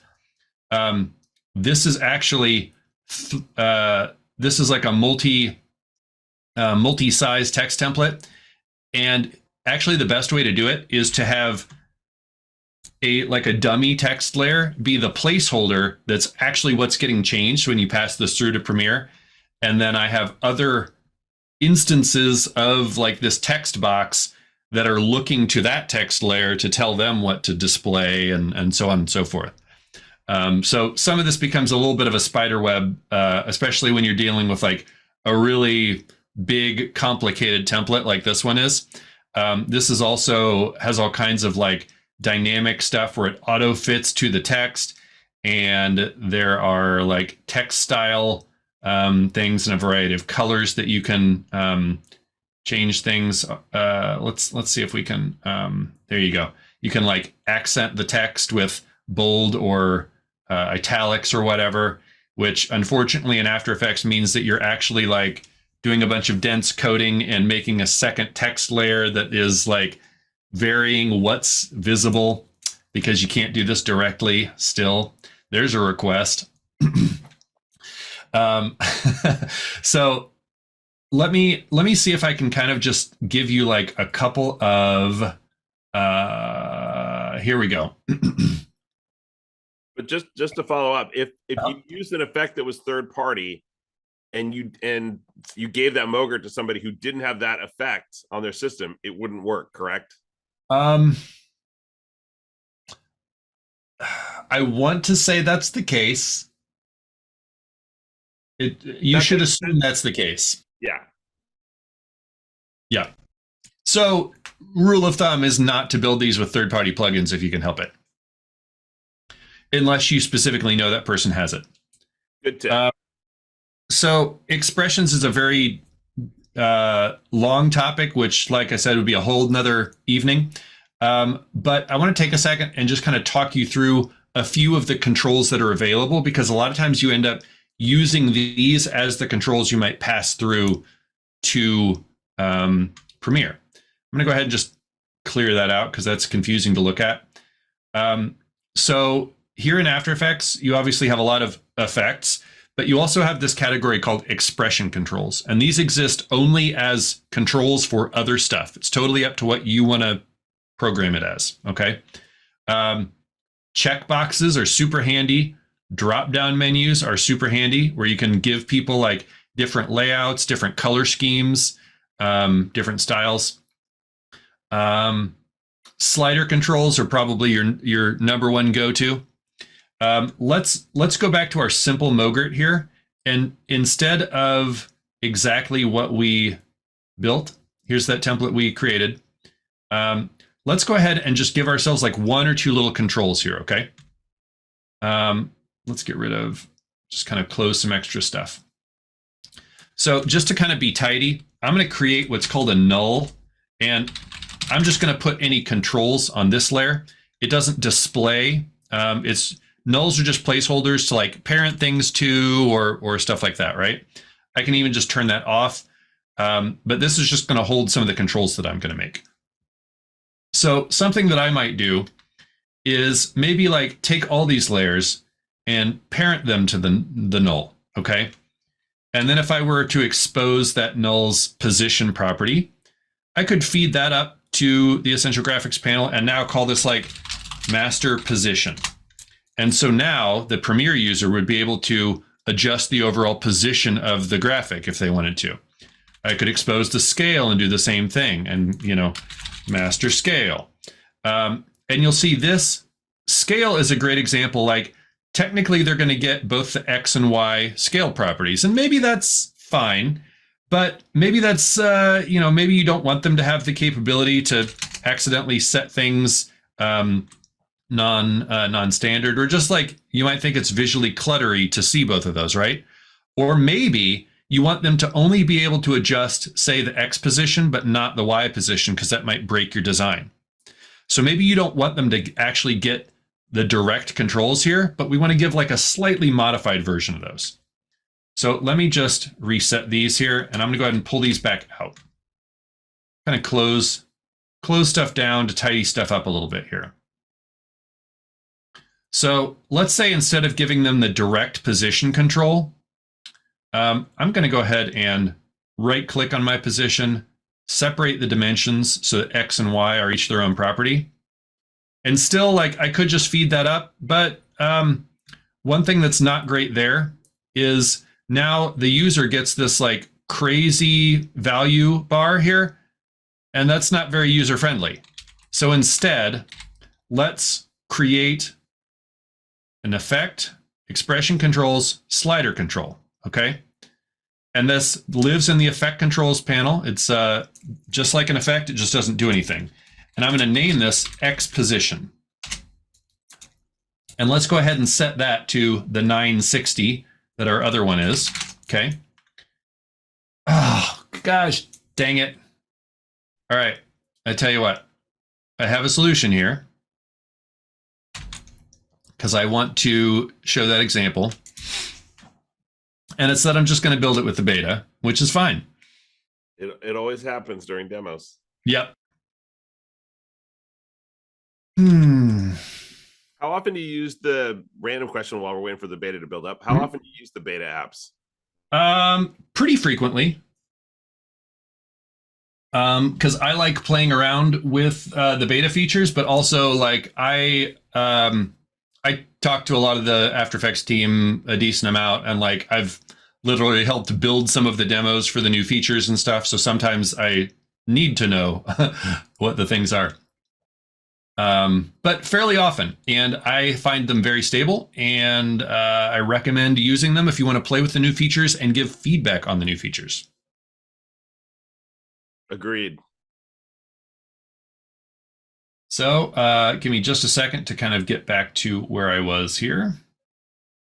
One of the new features, for example, in the beta is the properties panel.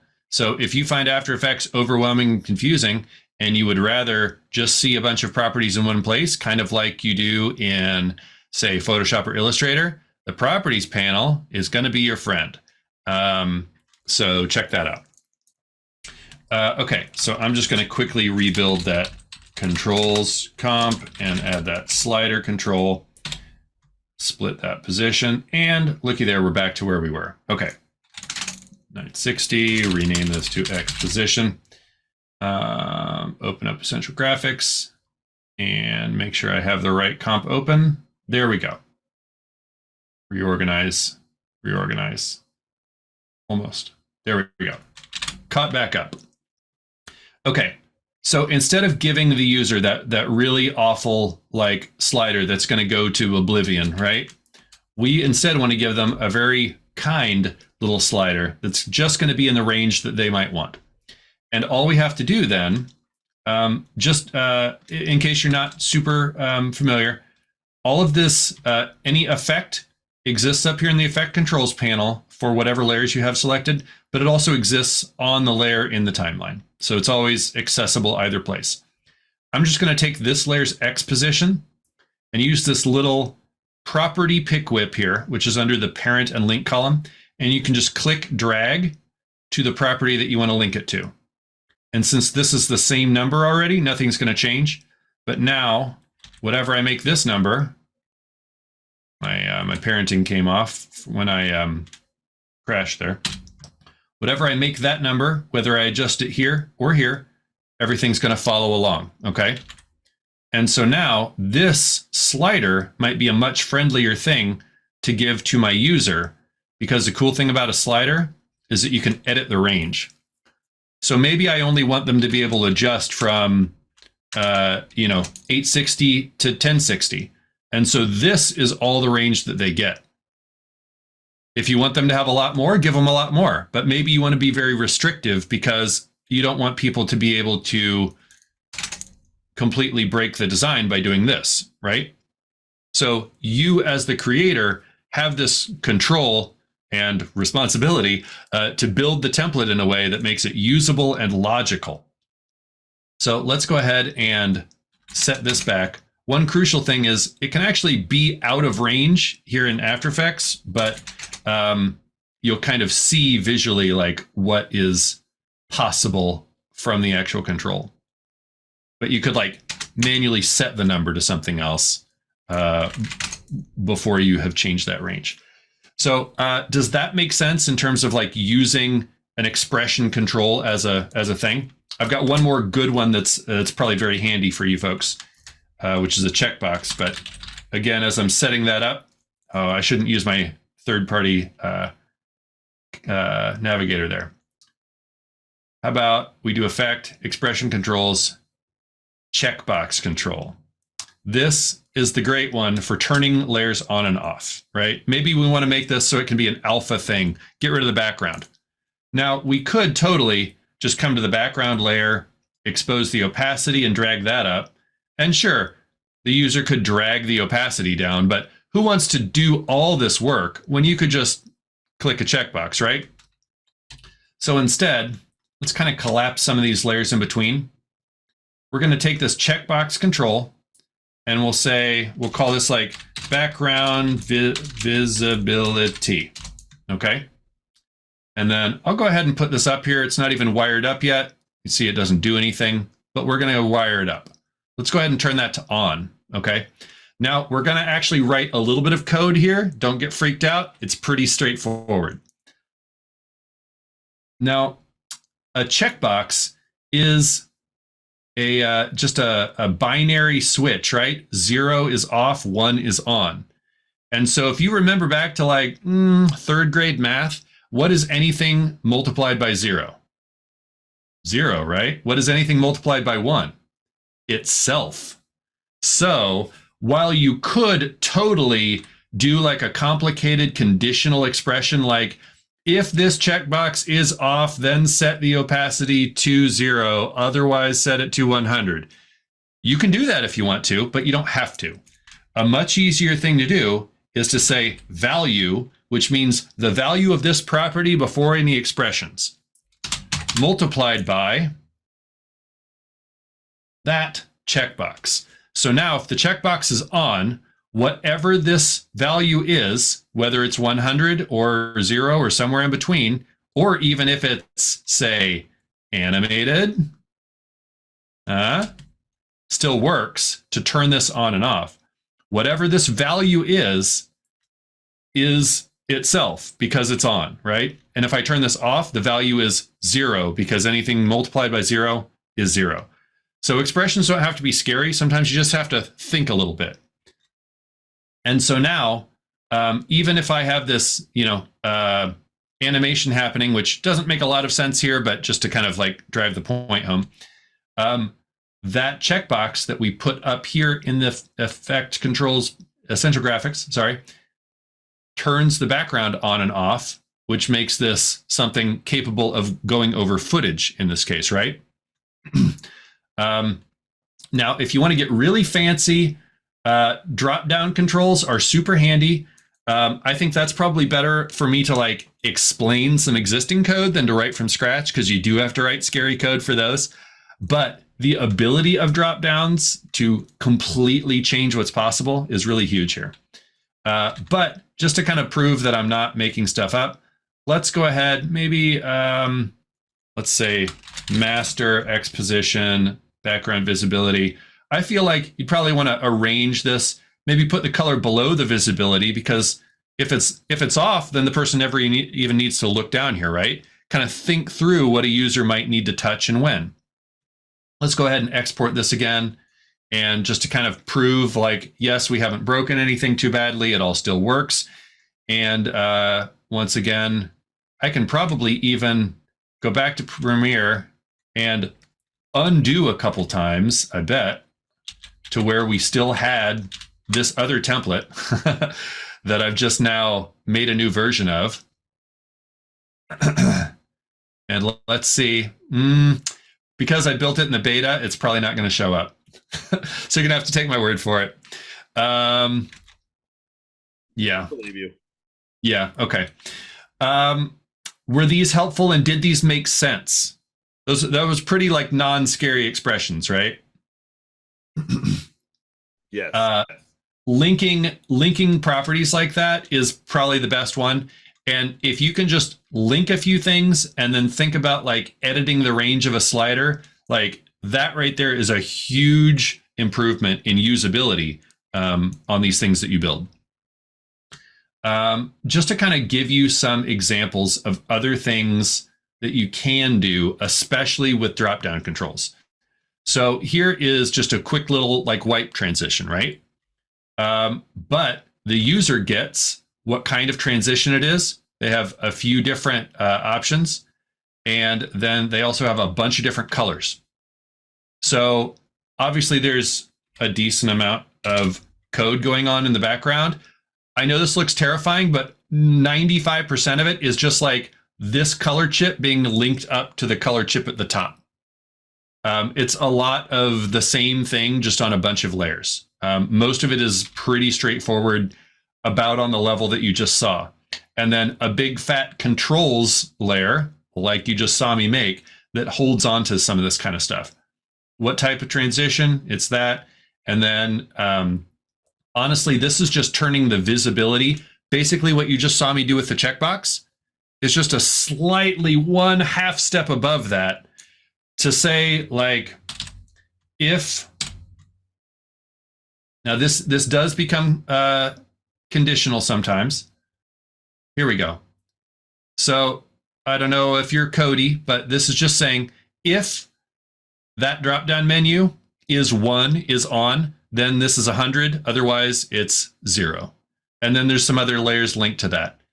I can come back some other time and explain expressions in depth if you want, but hopefully just the logic of what's happening there, straightforward enough. And then all you have to do on the other ones, this one just says the same thing, but this says like, if that drop-down menu is set to 2, then be 100. And then the third choice says, if that drop-down menu is set to 3, then be 100, otherwise 0. Like, it's pretty straightforward. Drop-down menus are really just a list of stuff, 1, 2, 3, 4. If it's set to 1, then these layers are on, okay? But that code is whatever you want it to be. Just in case you are a Cody type person, I can show you what's going on with the colors, because those are a little more complex. A little more. This is doing something called switch case, which if you have a lot of options, you want to write it like this, but it's a little harder. I like linking back to changeable color controls personally. Again, this is just like each of these, I'm creating a variable called yellow, and then I literally just point it to yellow. And so if I want to change yellow later, I don't have to like hard code the hex values or anything like that. I can just tweak this color later when the client decides like, this is our yellow now, right? So hopefully that doesn't look so scary that the logic of it, disappears, and is still helpful there. I do want to, I feel like I'm kind of getting to time here, but I want to take just a couple minutes and show you this thing called essential properties. So those of you that are After Effectsy can kind of enjoy what's possible here. Let's start with this one. So I'm going to take this fairly simple composition here. It just has a couple shapes, right? And let's say that I want to be able to change the color of this square. Well, in this case, this square is another composition. So there's a couple different ways you could do that. You could actually pull this from within that composition, which is one thing that I want to show. But you can also just use an effect like fill, for example. Just pull that color, call it square color, and there it is. A lot of times, simple solutions, right? You don't necessarily need to think about a bunch of complicated stuff, just a good old fill effect sometimes. Let's actually set that to the yellow that it was. Maybe we want this squiggle color to be changeable too. Great. And then just for the heck of it, let's make some type in here, and let's make that not be a terrible color. That's actually readable. Great. And we'll just kind of make that bigger. Okay, wonderful. So hopefully you're kind of excited by the possibility of exporting these, little templates to Premiere, but you can actually do really neat stuff directly in After Effects too. So I'm going to go ahead, close some of these extra things. You'll see I've built all this stuff within one After Effects composition, right? This is my composition. I'm going to drop that just into another, and you'll see now this is what's called a pre-composition. If you're new to After Effects, it's okay if you get a little lost here. I just want to kind of like give you the basics. This is basically acts like one layer. It's like a smart object or a nested timeline in Premiere. I can make copies of the thing, and they're all the same thing, right? The thing about what I just set up with these, what are called essential properties, if you use them in here, is that while it is all the same thing, it actually doesn't need to stay the same thing.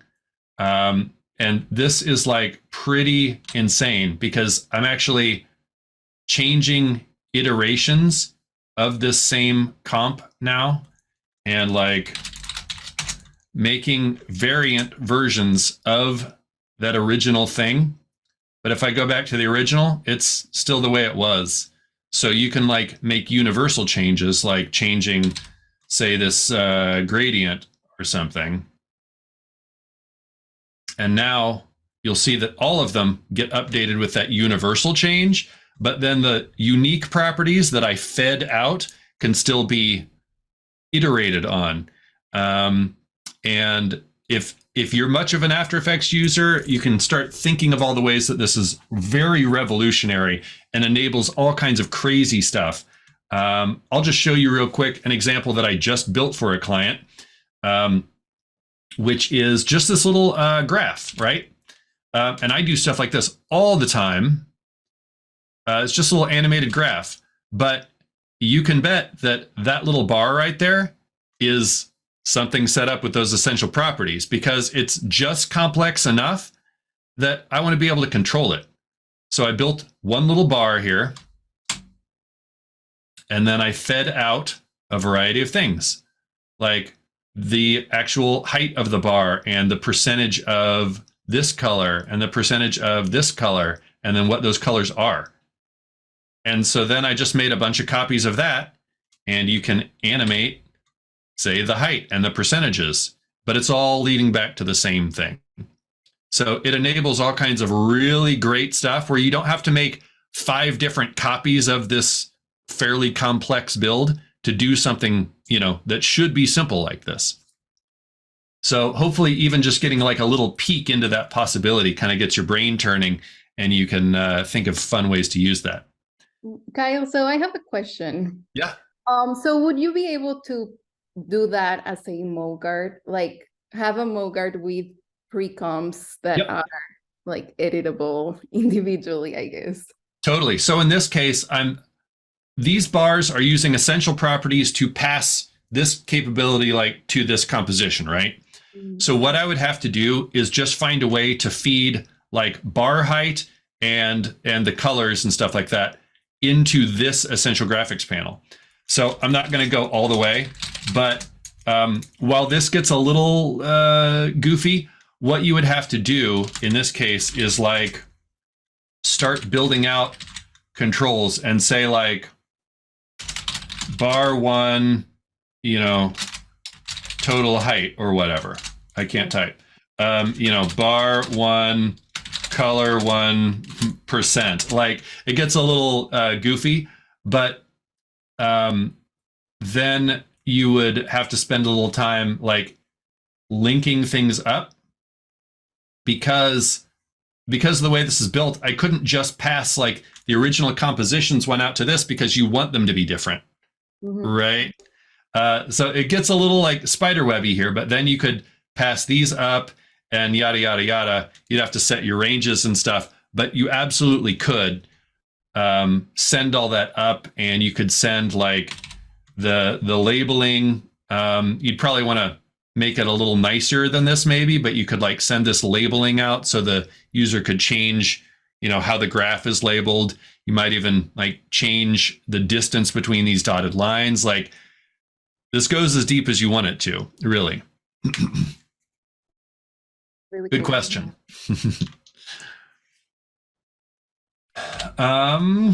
So, I mean, like I said, I have literally like 3 more presentations packed into this project, but I know there's a certain point at which you probably want me to stop talking.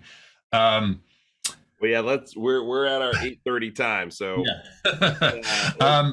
let's do any questions. Any final Totally. questions?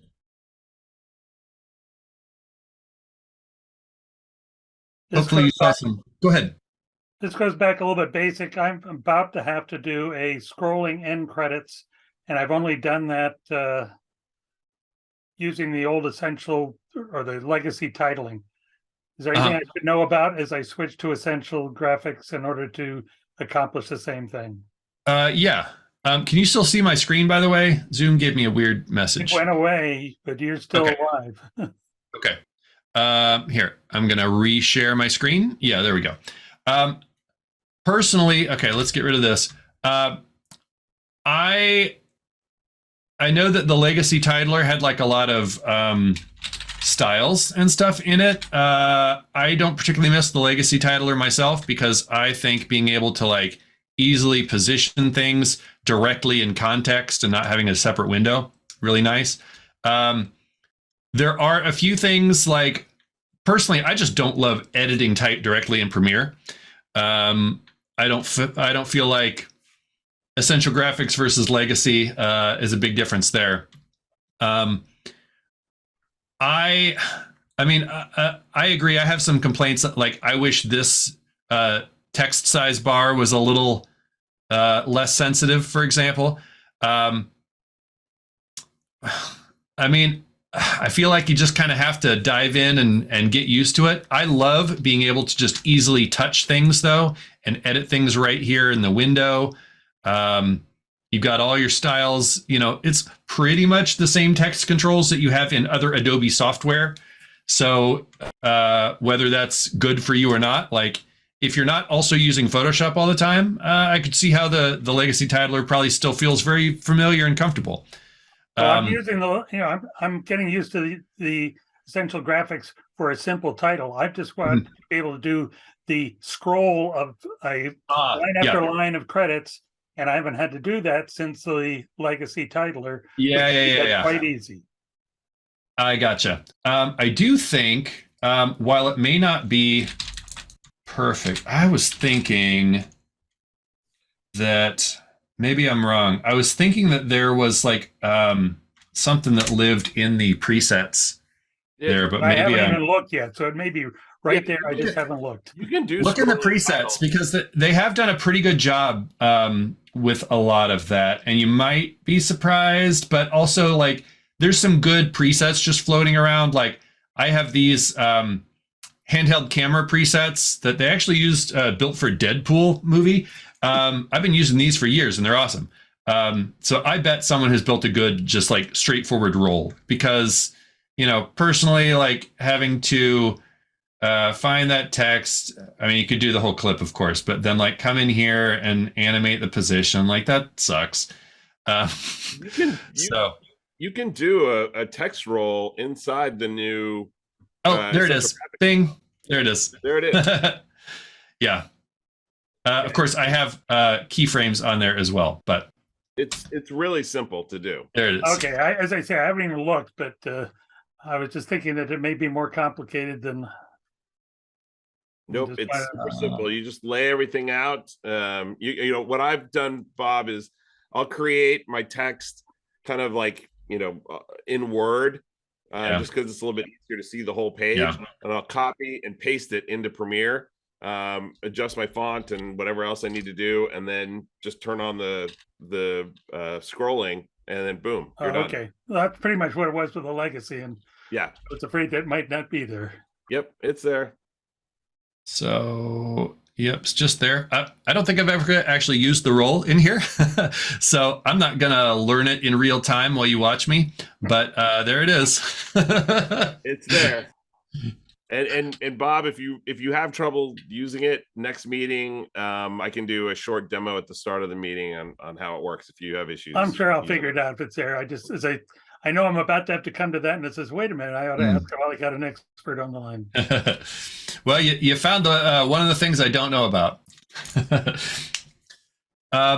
So just to kind of like put a little bit of a bow on things, and then we can certainly have a few more questions if you want. Let's see. I'll just kind of touch again. Like, if you are building these in Premiere or After Effects, take a second before you build anything, maybe even just like on a sheet of paper, like take a few minutes, kind of think about the logic of what you're building and what you really need it to do. Because a lot of the times you don't need to do expressions.